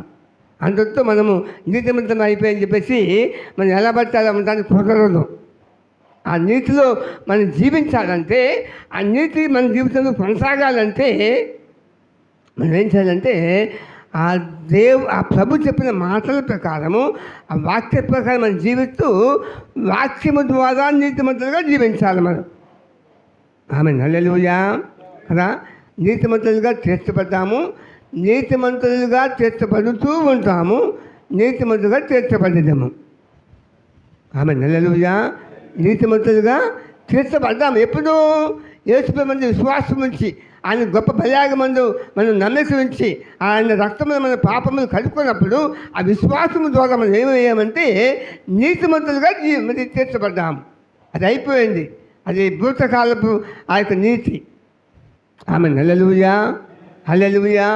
ఇప్పుడు మనము నీతిమంతులుగా తీర్చబడిన తర్వాత మళ్ళా ప్రభు వచ్చే వరకు కూడా నీతిమంతులుగా జీవిస్తూ ముందుకు సాగాలి. ఆమె హల్లెలూయా. ఎలా జీవించగలమంటే దేవుని యొక్క వాక్యాన్ని అనుసరించి జీవించడం ద్వారా ఆ నీతిని మనం కొనసాగించుకుంటూ ముందుకు సాగే వాళ్ళముగా ఉండాలి. ఆమె హల్లెలూయా. హల్లెలూయా. హల్లెలూయా. అందుకని యేసుప్రభువు నీ వాక్యమే సత్యము. ఆమె హల్లెలూయా. కాబట్టి ఆ సత్యమైన వాక్యాన్ని మన హృదయంలో మనం స్వీకరించి మనం ఏదైతే బోధిస్తున్నామో నేర్పిస్తున్నామో దాని ప్రకారం మనము తప్పకుండా జీవించే వాళ్ళముగా ఉండాలి. ఒకటి నీతిమంతులుగా ఉండాలి మనం, నీతిని. రెండవది భక్తిని. నేను ఎప్పుడు మా సంఘంలో చెప్తూ ఉంటాను, భక్తి చేయటం కాదు, భక్తిగా జీవించాలని. ఆమె హల్లెలూయా. లోకములో 99% మంది ప్రజలు భక్తి చేస్తారు, కానీ భక్తిగా ఈ లోకంలో అనేకమైన ఏమంటారు మతాలు ఉన్నాయి, విశ్వాసాలు ఉన్నాయి, కానీ కేవలం ఒక్క క్రైస్తవులలో మాత్రమే భక్తిగా జీవించే విధానం ఉంటుంది, ఇంకెక్కడా ఉండదు కదా. ఇతరులు మనం చూస్తే వాళ్ళకి భక్తి ఉంటుంది, వాళ్ళు ఆ భక్తితో ఉదయాన్నే లేస్తారు, చన్నీళ్ళతో స్నానం చేస్తారు, మడిగట్టుకుంటారు, పూజ చేస్తారు, దండం పెట్టుకుంటారు, మరి తర్వాత వెళ్ళిపోయి వాళ్ళ పని వాళ్ళు చేసేసుకుంటారు. అది ఎలా ఉందంటే అది ఉండిపోతారు. కానీ ముందేం చేస్తారు, భక్తి చేస్తారు. ఆ దేవునికి మొక్కి చెంపలేసుకొని లేకపోతే కోరికలు కోరుకొని భక్తి చేసి వెళ్ళిపోతారు. వెళ్ళిపోయిన తర్వాత సదా మామూలే. కానీ క్రైస్తవం అలాంటిది కాదు. కొంతమంది క్రైస్తవులు ఏం చేస్తారంటే భక్తి చేస్తారు కానీ భక్తిగా జీవించాలి. భక్తి చేయటం అంటే ఏంటి, ఉదయాన్నే లేచి కాసేపు ప్రార్థన చేసుకొని వాక్యం చదువుతారు, గుడికి వెళ్తారు, చందాలు ఇస్తారు, కానుకలు ఇస్తారు, ప్రార్థనలకు వెళ్తారు, ఉపవాసం ఉంటారు, ఇవన్నీ చేస్తారు. పరిచయం చేసేది సరే, నేను వారానికి 2 వారాలు ఉపవాసం ఉన్నాను, నాకు వచ్చిన దాంట్లో 10 వంతు ఇచ్చాను. అదంతా ఏంటి, భక్తి చేయటం. ఆమె హల్లెలూయా. భక్తిగా జీవించడం అంటే మనం ఏదైతే దేవునికి వాక్యములో మనం నేర్చుకుంటూ ఉన్నామో, ఏదైతే వాక్యములు మనం చదువుతున్నామో దాని ప్రకారం ప్రవర్తించడమే భక్తిగా జీవించటం. ఆమె హల్లెలూయా. కాబట్టి ఇక్కడ అపోస్తలుడైన పౌలు తన ప్రియకుమారుడైన తిమోతితో మాట్లాడుతూ అని చెప్పేది ఏంటంటే, నువ్వు మరి ఏవైతే విసర్జించాలో వాటిని విసర్జించి నీతిని భక్తిని. ఆమె హల్లెలూయా. భక్తిగా జీవించాలి మనము, భక్తి చేయటం కాదు. భక్తి చేయటం చాలా సులభమే. భక్తి చేసే జనాలు ఇవి కదా. నిన్నటి నుంచి అవునా, నిన్న భస్మ బుధవారం స్టార్ట్ అయ్యింది. నిన్నటి నుంచి కొంత నీసి తినరు, చెప్పులు వేసుకోరు, లేకపోతే బూతులు మాట్లాడరు, మందు కొట్టరు, మాంసాహారం తినరు. ఇదంతా ఏం చేయటం, భక్తి చేయటం. కానీ భక్తిగా జీవితం అంటే ప్రభు ఏదైతే బోధించాడో ఆ బోధ అనుసరించి జీవించడమే భక్తి చేయటం. ఆమె హల్లెలూయా. మీ సంఘాలు ఉన్నదా 40 రోజులు సమదినాలు జరుగుతున్నాయా? ఆమె హల్లెలూయా. అదంతా ఆచారం, ఎవరు తీసుకొచ్చి పెట్టినాయి, దాన్ని విమర్శించడం కాదు. కానీ మన క్రైస్తవ జీవితము 40 రోజులు ఉండేది కాదు, జీవిత కాలం అంతా చేసే నిష్టం అన్నది. ఆమె హల్లెలూయా. ఈ వ్రతము లేకపోతే నిష్ట. కొంతమంది సహోదరులు 40 రోజులు ప్రత్యేకమైన దుస్తులు ధరించి మరి ప్రత్యేకంగా జీవిస్తూ ప్రత్యేకంగా ఉంటూ 40 రోజులు చాలా కష్టపడి ఉంటారు. 45వ రోజు ఆ యొక్క ఉదయం అవ్వగానే ఇక వాళ్ళని చెప్పనక్కర్లేదు ఇక. ఆమె హల్లెలూయా. హల్లెలూయా. అది కాదు క్రైస్తవ భక్తి. ఆమె హల్లెలూయా. క్రైస్తవ భక్తి రక్షణ పొందిన దినం నుంచి మళ్ళా క్రీస్తు ప్రభు తిరిగి వచ్చే వరకు. ఆమె హల్లెలూయా. లేకపోతే రక్షణ పొందిన దినం నుంచి మళ్ళా మనం ప్రాణం పోయే వరకు కూడా అదే భక్తిలో జీవించాలి. ఆమె హల్లెలూయా. ఏదో కొన్ని ప్రత్యేకమైన దినాల్లో 40 దినాలు, 25 దినాలు, 21 దినాలు జీవించేది కాదు క్రైస్తవ భక్తి. ఆమె హల్లెలూయా. కాబట్టి ఇక్కడ అపోస్తలుడైన పౌలు చెప్పేది ఏంటంటే, నువ్వు నీతిని భక్తిని నువ్వు మరి ఆ యొక్క సంపాదించుకుంటూ ప్రయాసపడు. నీతిని భక్తిని విశ్వాసమును. ఆమె హల్లెలూయా. మన విశ్వాసం గురించి బోధిస్తాం కానీ మన విశ్వాసం అనుసరించాం. చాలామంది సేవకులు అంతే, మనం బోధిస్తాం విశ్వాసులకి, మీ విశ్వాసంతో ఉండాలి, నమ్మాలి, దేవుడు గొప్పవాడు, ఆశ్చర్యకరుడు, ఆయన స్వస్థపరుస్తాడు, మేలు చేస్తాడు, దీవిస్తాడు అని రకరకాలు చెప్తాం. కానీ ఆ విశ్వాసాన్ని మనం కూడా కలిగి జీవించే వాళ్ళముగా ఉండాలి. ఆమె హల్లెలూయా. మన యొక్క సేవా జీవితంలో అనేకమైన పరిస్థితులు, ప్రతికూలతలు మనకు ఎదురవుతూ ఉంటాయి. ప్రియమైన దేవుని బిడ్డలారా, అయినప్పుడు కూడా మనం ఎంత మాత్రం కుంగిపోకుండా, నన్ను పిలిచిన వాడు నమ్మదగిన వాడు. ఆమె హల్లెలూయా. ఆయన చెయ్యి విడిచిపెట్టడు. మనుషులు విడిచిపెట్టవచ్చు, సంఘం విడిచిపెట్టవచ్చు, విశ్వాసులు విడిచిపెట్టవచ్చు, నాయకులు విడిచిపెట్టవచ్చు, తోటి సేవకులు విడిచిపెట్టవచ్చు.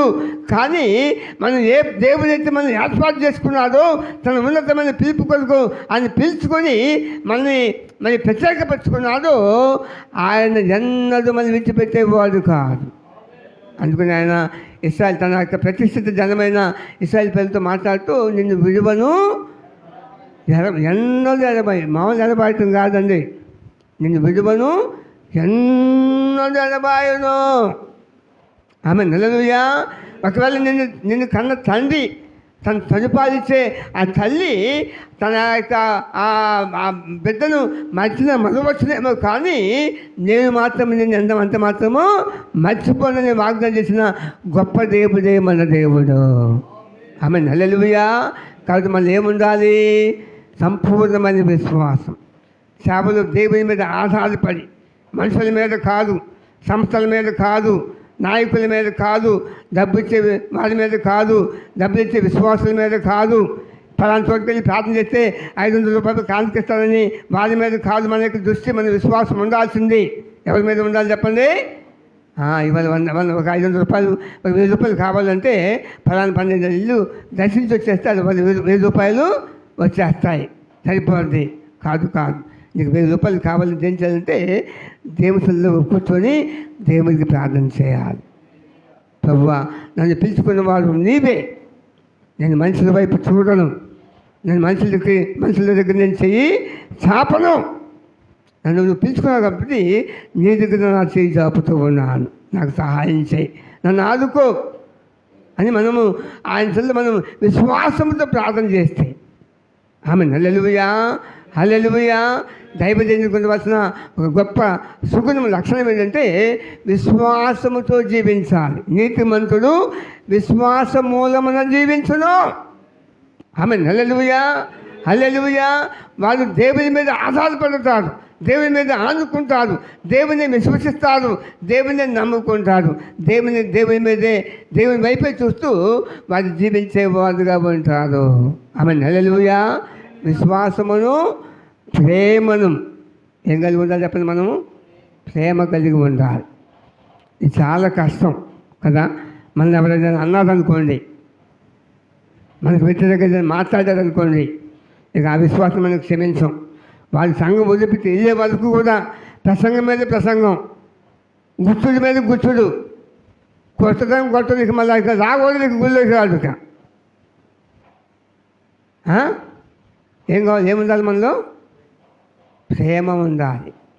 ఒకవేళ ఒక గొర్రె, ఒకవేళ అది ఏమంటారు, గొర్రె పొట్టలు ఉంటే కొన్ని కొమ్ములు ఉంటాయి కదా, కొన్ని పొడుస్తాయి కదా, గొర్రె పొట్టలు పొడుస్తుంది, కొన్ని పొడిచే గొర్రెలు కూడా ఉంటాయి. మా సంఘంలో కూడా ఒక గొర్రె ఎప్పుడు పొడుస్తామంటుంది. అయినా మేము లెక్క చేయం, దేవునికి అప్పగించి ప్రార్థన చేస్తాం. ఆమె హల్లెలూయా. వెళ్ళిపోవాలని కోరుకోం, దాన్ని తోలి వేయం.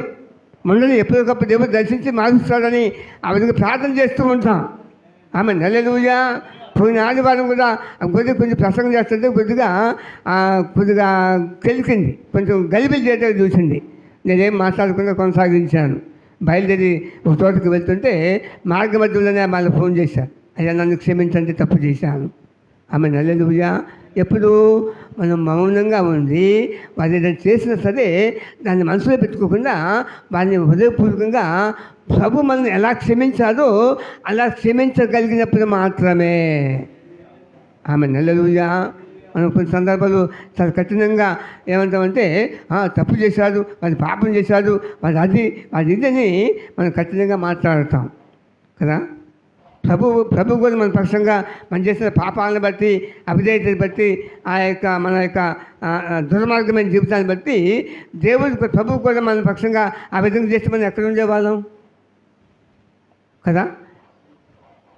అపొస్తలుడైన పౌలు రోమాపత్రిక 5వ అధ్యాయము 8వ వచనంలో రాస్తుంటాడు కదా, ఆ యేసుప్రభువు ఎప్పుడు చనిపోయాడంటే మనం ఇంకనూ పాపులమై ఉండగానే క్రీస్తు మన కొరకు మనలో ఏ మంచి లేనప్పుడు, మనం పాపులుగా ఉన్నప్పుడే, పాపులమై మనలను రక్షించడం కొరకు మన యొక్క పాపాన్ని ఆయన మీద వేసుకొని ఆయన భరించి ఆ పాపానికి శిక్షగా ఆయన కలువరి శిలువను ఎక్కి తన విలువైన ప్రేమను ఎలా చూపించాడంటే, తను హింసిస్తూ ఉంటే, తను కొడుతూ ఉంటే, తను బాధిస్తూ ఉంటే, రక్తం చిందిపోయి, రక్తంతో కాలిపోయి, నీరసించిపోయి, ఇంకా నడవటానికి కూడా ఓపిక లేని పరిస్థితులు ఆ యెరూషలేము వీధుల్లో ఆయన ఆ యొక్క రక్తం ఓడుతున్న ఆ పాదాలతో నడుచుకుంటూ ఆ భారమైన శిలువను మోసుకుంటూ వెళ్తున్న సందర్భంలో ఏం చెప్పాలి?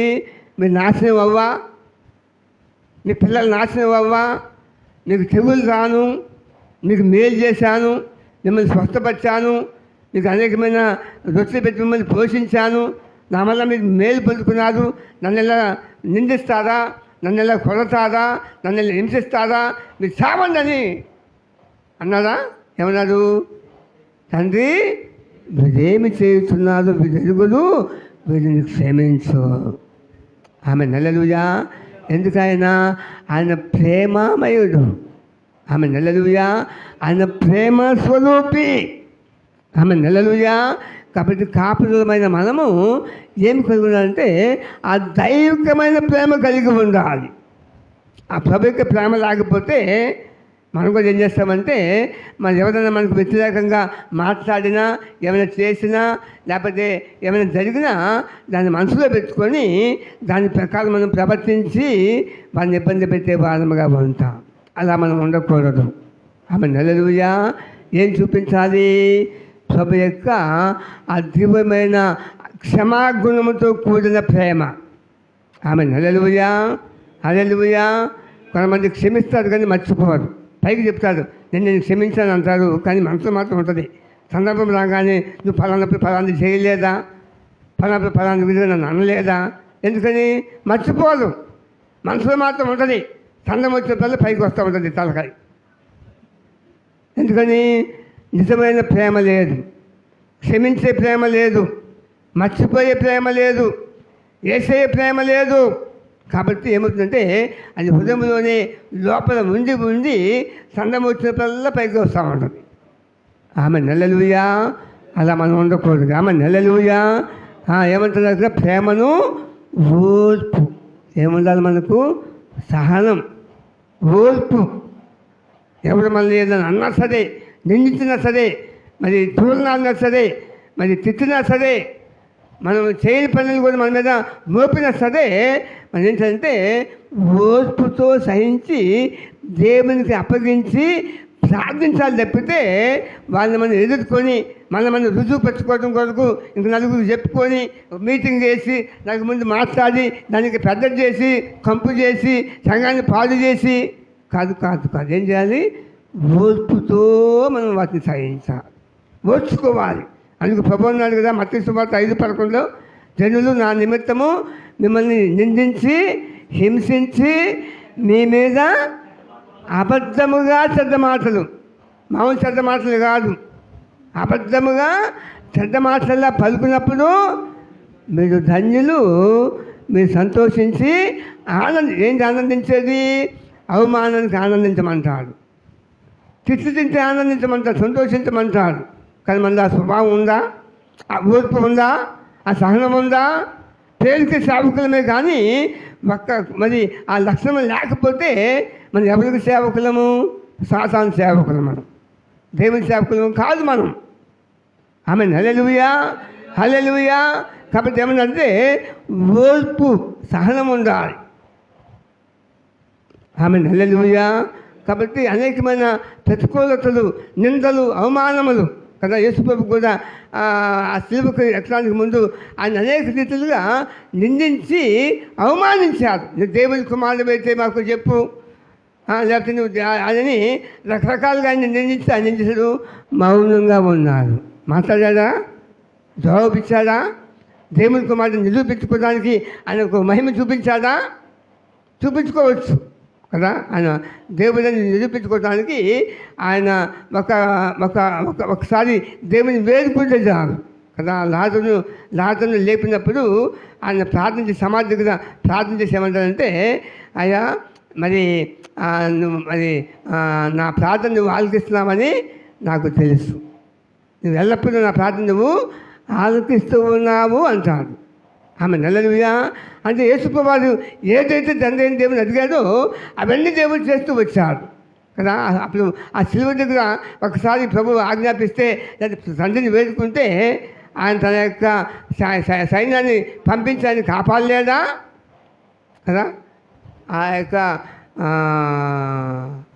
ఆయన గెత్సేమనే తోట ఉన్నప్పుడు ఆ యొక్క రోమా సైనికులు అప్పుడున్న మతాధికారులు కొంతమంది దుమ్మిగా వచ్చి పట్టుకొని వచ్చారు.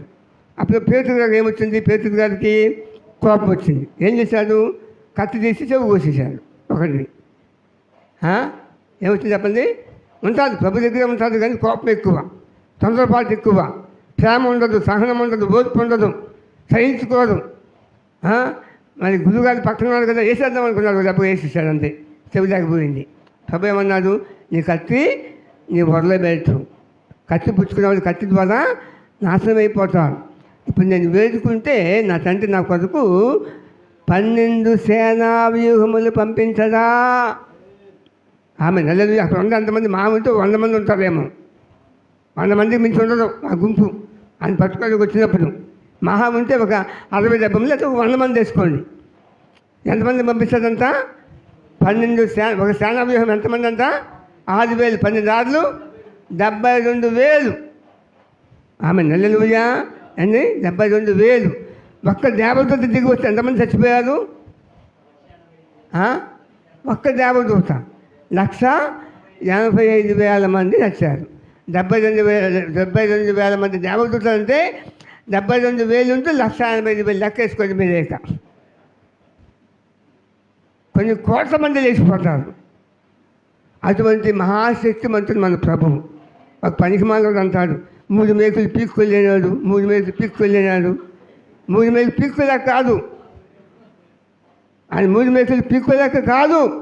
ఆయన ఎందుకు పీక్కోలేదంటే, ఆ 3 మేకులు పీక్కేసుకొని బయటకు వస్తే నీకు నాకు రక్షణ ఉండదు. ఆయన వచ్చింది ఎందుకు వచ్చాడంటే, మానవాళిని రక్షించడానికి, తన విలువైన ప్రాణాన్ని శిలువ మీద అర్పించడానికి తను తాను అప్పగించుకున్నాడు. ఆమె హల్లెలూయా. అందుకని అంటాడు, నేను నా సొంతంగా నా ఇష్ట ప్రకారం నా ప్రాణం నేను అప్పగిస్తున్నాను, కానీ ఎవరు దాన్ని తీసుకోలేడు. ఆమె హల్లెలూయా. అటువంటి మహాశక్తిమంతుడు ఆయన. ఆమె హల్లెలూయా. అయితే దేవునికి అనాది సంకల్పం చొప్పున తండ్రి చిత్తం నెరవేర్చడం కొరకు సమస్త మానవాళి యొక్క పాప పరిహారార్థమై ఆ కల్వరిలో రక్తం చిందించి మానవాళికి రక్షణ కలిగించాలి. కాబట్టి ఆయన తండ్రి తాను తగ్గించుకొని ఆ యొక్క శిలువలో 3 మేకులతో వేలాది తన యొక్క చివరి రక్తపొట్టు వరకు చిందించడం ద్వారా మనకు గొప్ప రక్షణ అనుగురించి, దానికోసం ఆయన పీక్కోలేదు. చేతగాక కాదు. అవి అడిగితే చెప్పండి, ఆయన చేతగాక కాదు, ఆయన చేతనవును, ఏమైనా చేయగలడు ఆయన. ఆయన తన మహత్తుగల మాట చేత ఈ సర్వ సృష్టిని కూడా కలిగేసిన గొప్ప దేవుడు ఆయన. లేని వాటిని ఉన్నట్టుగా, ఉన్న వాటిని లేనట్టుగా చేయగలిగిన మహాశక్తిమంతుడైన దేవుడు ఆయన. ఆమె హల్లెలూయా, హల్లెలూయా. కాబట్టి ప్రియమైన దేవుని పిల్లారా, అటువంటి ఆ యొక్క ఆ దేవుని అటువంటి ఆ మహోన్నతమైన ప్రభు సైతము తను తాను తగ్గించుకొని దేవుని చిత్తానికి అప్పగించుకొని ఏం చేస్తానంటే ఆ దైవికమైన ప్రేమను ఆ కల్వరిలో చూపించడం ద్వారా తండ్రి వీరేమి చేస్తున్నారో వీరెరుగదు, వీరిని క్షమించమని ఆయన సహనముతో ఓర్పుతో వాటిని భరించడం మనం చూడగలుగుతూ ఉన్నాం కదా. గెచ్చమని తోటలను ప్రార్థన చేస్తూ తండ్రి నీ చిత్తమైతే ఈ గిన్నె నా ఎదురు నుంచి తొలగించు అని ప్రార్థన చేస్తాడు. ఎందుకని ఆయన శరీరంలో ఉన్నాడు, మనలాగా మనిషి రూపంలో ఉన్నాడు. కాబట్టి ఒక మనిషికి దాన్ని భరించడం అంటే అసాధ్యం, కష్టం. ఆ శిలువ శ్రమ, ఆ బాధ, ఆ యొక్క హింస, ఆ అవమానం, ఆ నింద భరించడం చాలా భయంకరం. అది భరించలేదు. అది ఒక మనిషికి అది సాధ్యమయ్యే పని కాదు. కాబట్టి తాను మనిషి రూపంగా ఉన్నాడు కాబట్టి ఆ తనలో ఆ యొక్క మనిషి స్వభావము ఏం చేసిందంటే దేవునికి మొదలుపెట్టింది, ప్రభువా నీ చిత్తమైతే గిన్నెను నా యుద్ధం నుంచి తొలగించు, అయినను నా చిత్తము కాదు నీ చిత్తమే సిద్ధించునుగా కానీ అంటాడు. శరీరము బలహీనమే కానీ ఆత్మసిద్ధం అంటాడు. శరీరమేమో బలహీనంగా ఉంది, నువ్వు వెళ్ళలేవు, ఈ శ్రమ నువ్వు భరించలేవు, ఈ నింద నువ్వు పొందుకోలేవు, ఈ కష్టం నువ్వు భరించలేవు, ఈ బాధ నువ్వు సహించలేవని శరీరం చెప్తుంది. కానీ ఆత్మ అంటుంది కదా, ప్రభు నీకు తోడుగా ఉన్నాడు. ఆమె హల్లెలూయా. ప్రభు నీకు సహాయం చేస్తాడు, ప్రభు నిన్ను నడిపిస్తాడు.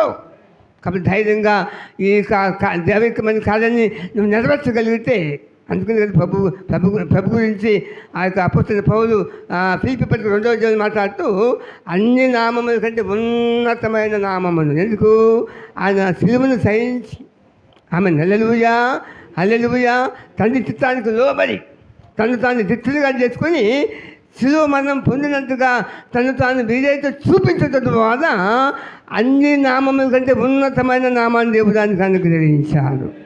హల్లెలూయా హల్లెలూయా. కాబట్టి మనకేముండాలి?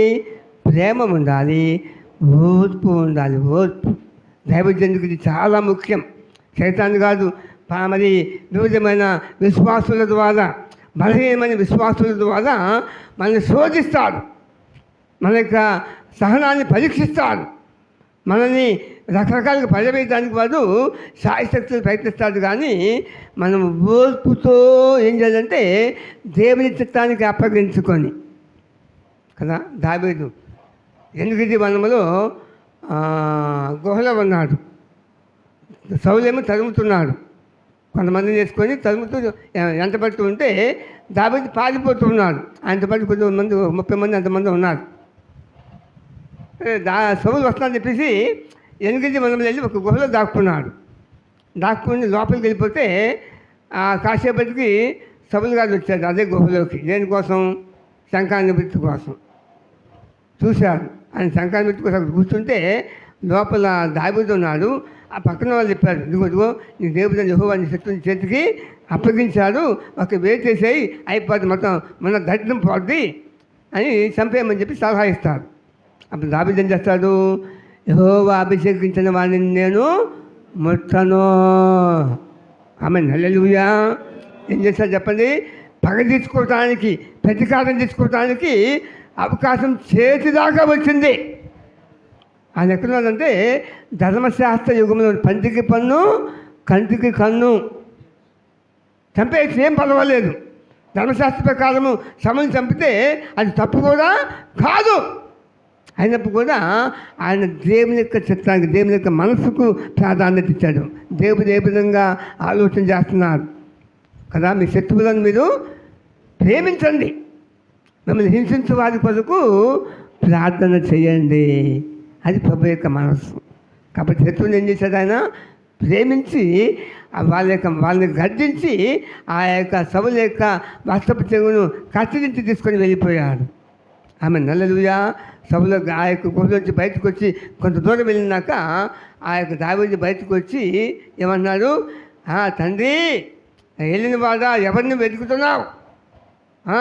మిన్నల్ని శత్రుని కుక్కనే కదా, నేనేం చేశాను నీకు? అపకారం ఏం చేశాను? ఈ దినమైన దేవుని నిన్ను నా చేతికి అప్పగించినా సరే నేను నిన్ను చంపకుండా విడిచిపెట్టని చెప్పేసి ఆ వస్త్రపు చెంగు చూపించినప్పుడు ఆ సభలు హృదయం పగిలిపోయి అంటారు కదా, నీవు నిజముగా నీతిపరుడవు.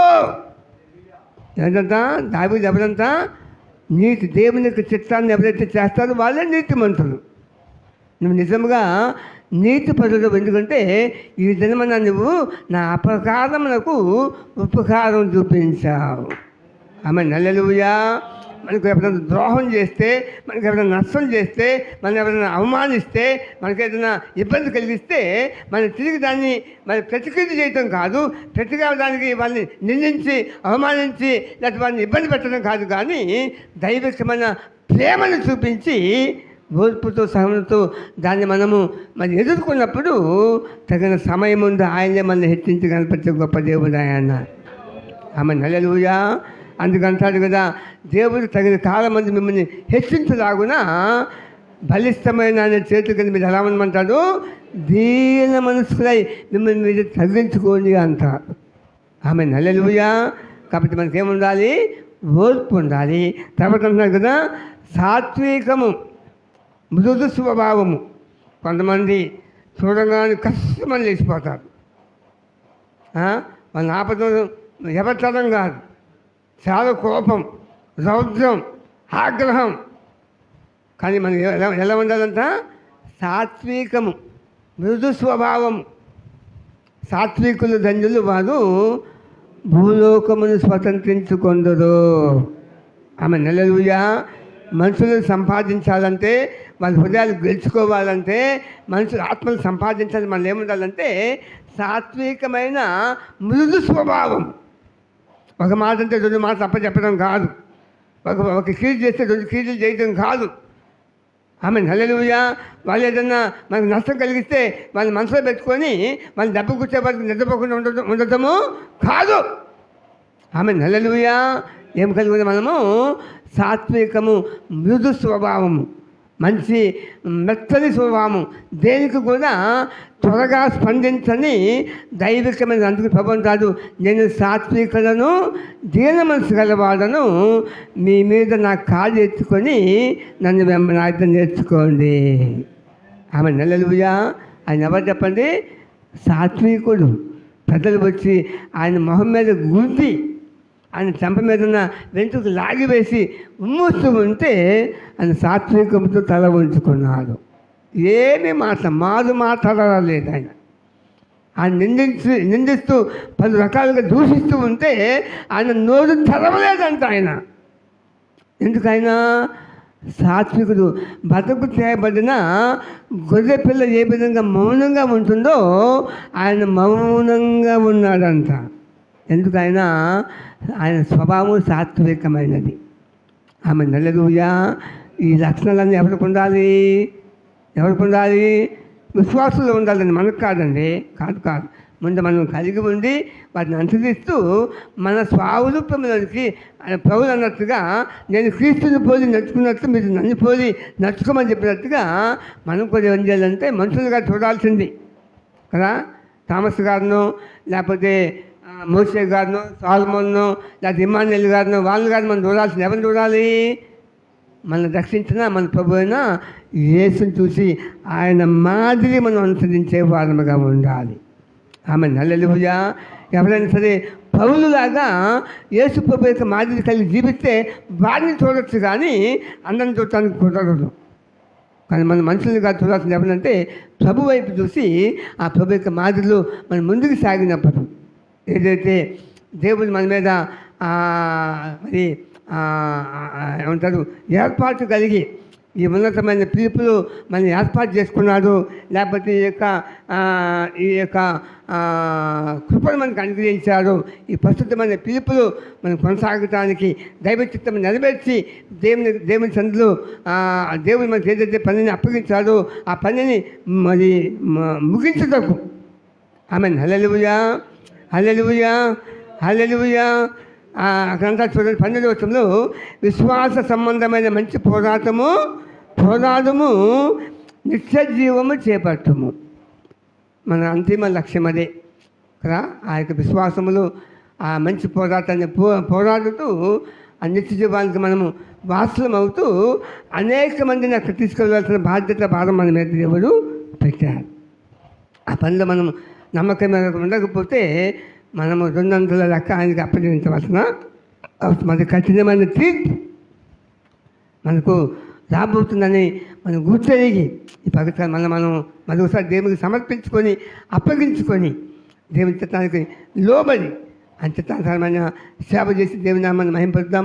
అటువంటి కృపను ధన్యతను దేవుడు మనకు దయచేయనుగాక.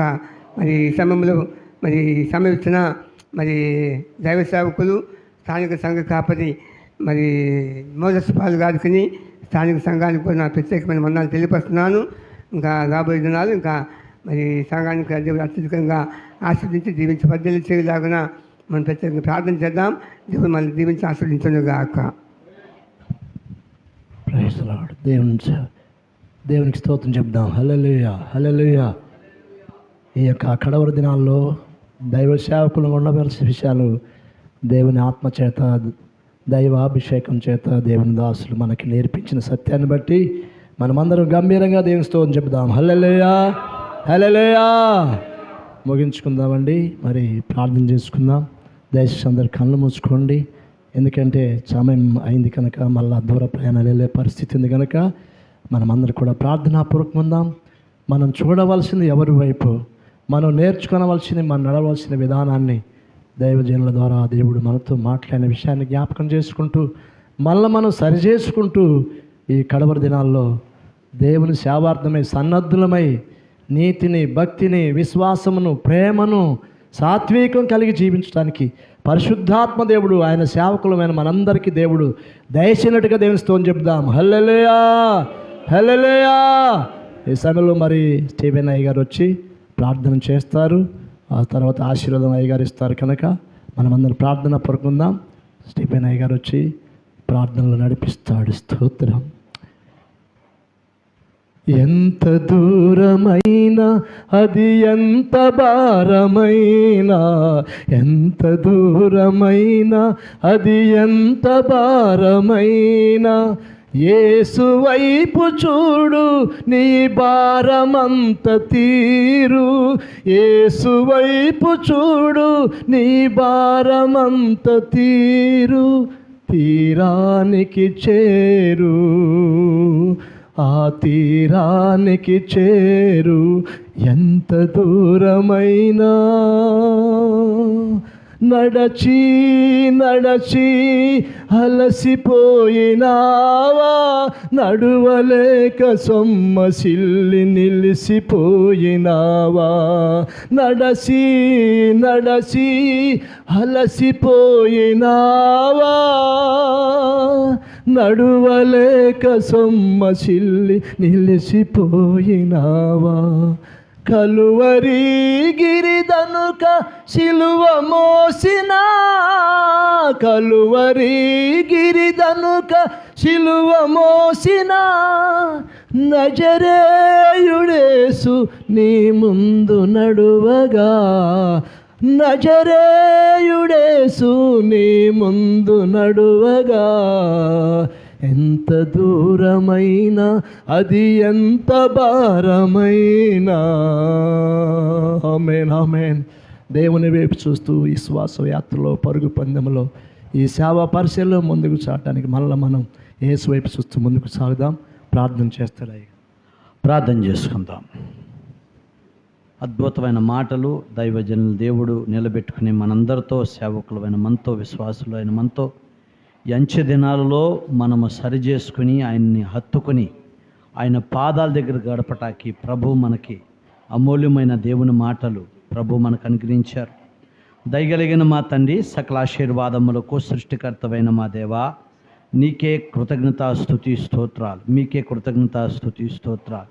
దేవా, నీ సన్నిధిలో చేరి మరి ఈ దినం తండ్రిని ఇస్తున్నాను. అద్భుతంగా మీ దాసుల్లో నుండి ప్రభువా, మొదట మీ దాసుల నుండి, రెండోసారిగా మీ దాసుల్లో నుంచి నాయన సేవకులుగా మేము మిమ్మల్ని ఎలాగా నాయన మహింపరచాలో, మీ వాక్యాన్ని మేము ఎలాగా నేర్చుకుని నాయనానిస్తూ మా ఎదుకొట్టుంటే గొర్రెలను ఎలా ప్రేమించాలో, కనికరించాలో, ఆదరించాలో తండ్రి దేవాని స్తోత్రాలు. తప్పిపోయిన వాటిని ఎలా చేర్చుకోవాలో, కురబిన వాటిని తింటమే కాక నాయన బలహీనమైనటువంటి ఎలా బలపరుచుకోవాలో తండ్రిని స్తోత్రాలు దేవా. నాయన శ్రేష్టమైన పచ్చటి మేత వైపుకు వాటిని మేము ఎలా నడిపించుకోవాలో ఈ విషయాలన్నీ కూడా తండ్రి మీ దాసుల ద్వారా మీరు మాకు తెలియజేసినందుకే స్తోత్రాలు దేవా. నీకు వందనాలు. ఈ వాక్యము మా అందరి హృదయాలలో ఫలించునుగాక తండ్రి. నా దేవానికి స్తోత్రం. మీ దాసులకి క్షేమము, మంచి ఆరోగ్యము కలిగి ఇంకా మీ సన్నిధిలో బలపరచబడి అనేకులను బలపరచునుగాక నాయన తండ్రిని స్తోత్రాలయ్యా. దేవాని స్తోత్రాలు. మోజెస్ పలయ్య గారు కుటుంబానికి, వారి సంఘానికి నాయన మీ సేవకులుగా మేము శుభం పలుకుతున్నామయ్యా. ఓ ప్రభా, ఇక్కడ ఈ సేవకుల సదస్సు జరిగినందుకు నూతనమైన ఆత్మలో ఈ పరిచర్యలో తండ్రి మా నాయన ఆశీర్వాదకరంగా వచ్చునుగాక నాయన నీకు స్తోత్రాలు. కృప చూపించి మీ నామానికి మహిమ తెచ్చుకోండి. అధ్యక్షుల వారిని దీవించండి. యేసుక్రీస్తు నామం పేరట వేడుకొని పొందుతున్నాము తండ్రి. అయ్యగారు ఆశీర్వాదం. మన తండ్రి అయిన దేవుని యొక్క ప్రేమయు మన ప్రభువును రక్షకుడైన యేసుక్రీస్తు వారి యొక్క కృపయు పరిశుద్ధాత్మ దేవుని యొక్క అన్యోన్య సహవాసము సహాయము ఆశీర్వాదము కాపుదల పుదిన మనకును లోకముల సకల పరిస్థితులకును సదాకాలము తోడుగా ఉండి దీవించి నడిపించునుగాక. యేసు రక్తమే జయం, ప్రభేసు రక్తమే జయం, ప్రభేసు నామకు సంపూర్ణ విజయం కలుగునుగాక. హల్లెలూయా, హల్లెలూయా, హల్లెలూయా. అందరికీ వందనాలండి. దేవుడు మనల్ని దీవించి ఆస్వాదించునుగాక. ఆమేన్. ముగించబడ్డది.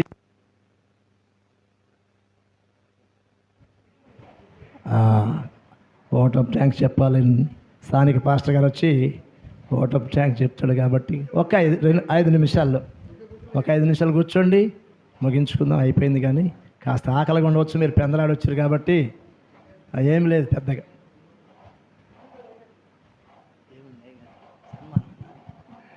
దేవుని పరిశుద్ధమైన నామానికి మహిమ కలుగును గాక.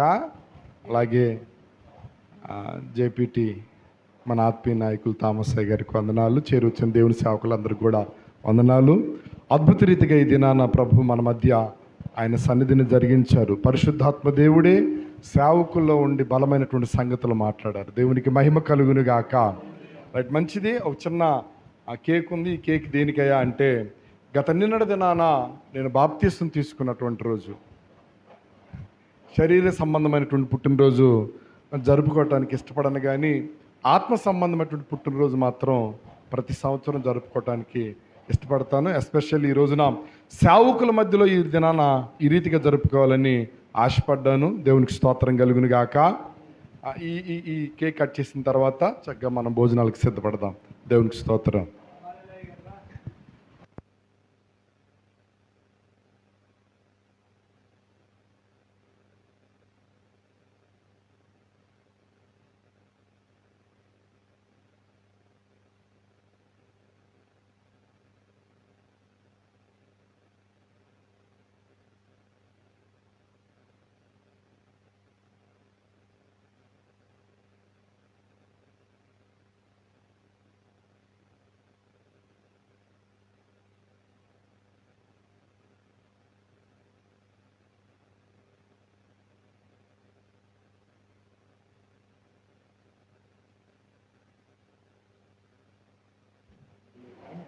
మంచిది. ప్రేమ దేవుని బిడ్డలారా, పాస్టర్ మోజెస్ పాల్ గారి యొక్క ఆత్మీయ జన్మదినం నిన్న దినం సందర్భంగా వారు దైవ సేవకులైన మనతో కూడా కలిసి ఈ విధంగా సంతోషించాలని, ఆనందించాలని తలంచి ఏర్పాటు చేశారు. మరి మానవుని జీవితంలో దేవుడు చేసే గొప్ప అద్భుతం ఏంటంటే, ఒక పాపి అయిన మనుషుడు తను పాపినని గుర్తెరిగి తన యొక్క మనసు మార్చుకొని ఒక నూతన వ్యక్తిగా మార్పు చెందడమే దేవుడు మానవ జీవితం చేసే గొప్ప అద్భుతం అని బెన్నిహీన్ గారు, మీరు ఎంతమంది బెన్నిహీన్ గారు తెలుసు నాకు తెలియదు, కానీ ప్రపంచవ్యాప్తంగా మరి గొప్పగా బాధపడుతున్న దైవజనుడు బెన్నిహీన్ గారు. మరి వారు చెప్పే ఆయన ప్రార్థన చేస్తే అనేక మంది రోగులు బాగుపడతారు, స్వస్థపడతారు, కానీ ఆయన దాని గురించి గొప్ప చెప్పడు. దేని గురించి గొప్ప చెప్తాడంటే, ఒక వ్యక్తి రక్షణ పొందితే, ఒక వ్యక్తి మార్పు చెందితే అదే దేవుడు చేసే గొప్ప అద్భుతం అంట. దానికి మించిన గొప్ప అద్భుతం లేదంట. అటువంటి అద్భుతమైన రక్షణ భాగ్యాన్ని మరి పాస్టర్ గారికి దేవుడు ఇచ్చి, మరి వారి ఊరు కాదు, గుంటూరు జిల్లా చేమకుర్తి, ప్రకాశం జిల్లా చేమకుర్తి పాస్టర్ గారి ఊరా, మరి వారి సత్యమణి గారి పాస్టర్ గారి ఊరు. మరి ఇక్కడికి వచ్చి మరి ఎల్లరికం వచ్చారో లేకపోతే మామూలుగా సేవ కోసం తెలియదు, కానీ ఇక్కడికి వచ్చి సంఘం స్థాపించి అప్పటికి దేవుని సేవలు ముందుకు సాగుతున్నారు. ఇంకా రాబోయే దినాలు ఇంకా మరి ఇదే రక్షణపై ముందుకు సాగుతూ అనేక మందిని ఈ చుట్టుపక్కల మరి ఈ గ్రామస్తులను, చుట్టుపక్కల గ్రామాలని దర్శించి రక్షణ శుభార్త ప్రకటించి ఆ రక్షణ గొప్ప నడిపించి గొప్ప భాగ్యం, ధన్యత దేవుడు ఇవ్వాలని కోరుకుంటూ వారి కోసం మనం ప్రత్యేకంగా ప్రార్థన చేద్దాం. అందరూ ఒకసారి దేవుని స్వర్థించుకుందాం. హల్లెలూయా, హల్లెలూయా, హల్లెలూయా. స్తోత్రం, స్తోత్రం, స్తోత్రం. మా ప్రభువా, మా రక్షక, మా ప్రియ పరలోకపు తండ్రి, పరిశుద్ధ దేవ, నీ ఘనమైన పరిశుద్ధమైన మహిమ గల నామం బట్టి మీకు వందనాలు స్తుతులు అర్పిస్తున్నాము తండ్రి.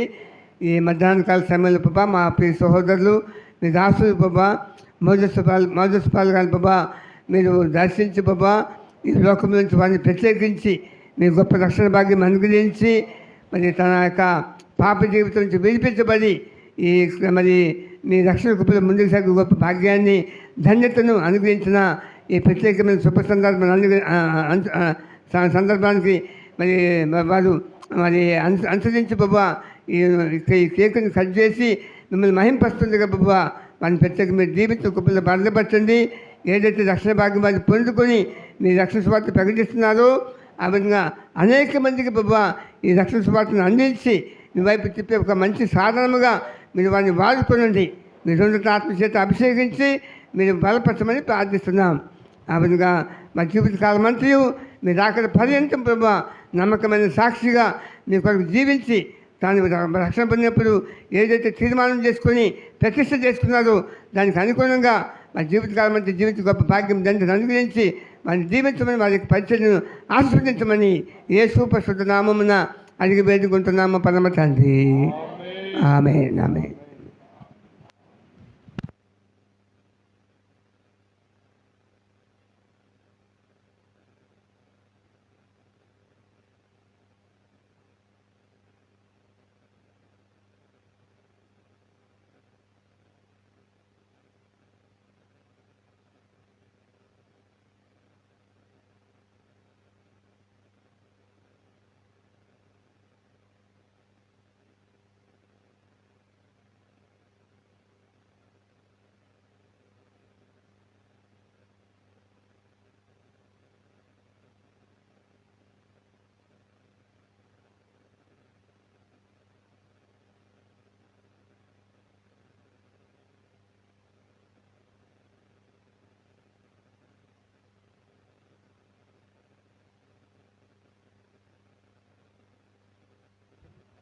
దేవునామానికి మహిమ కలుగుని గాక.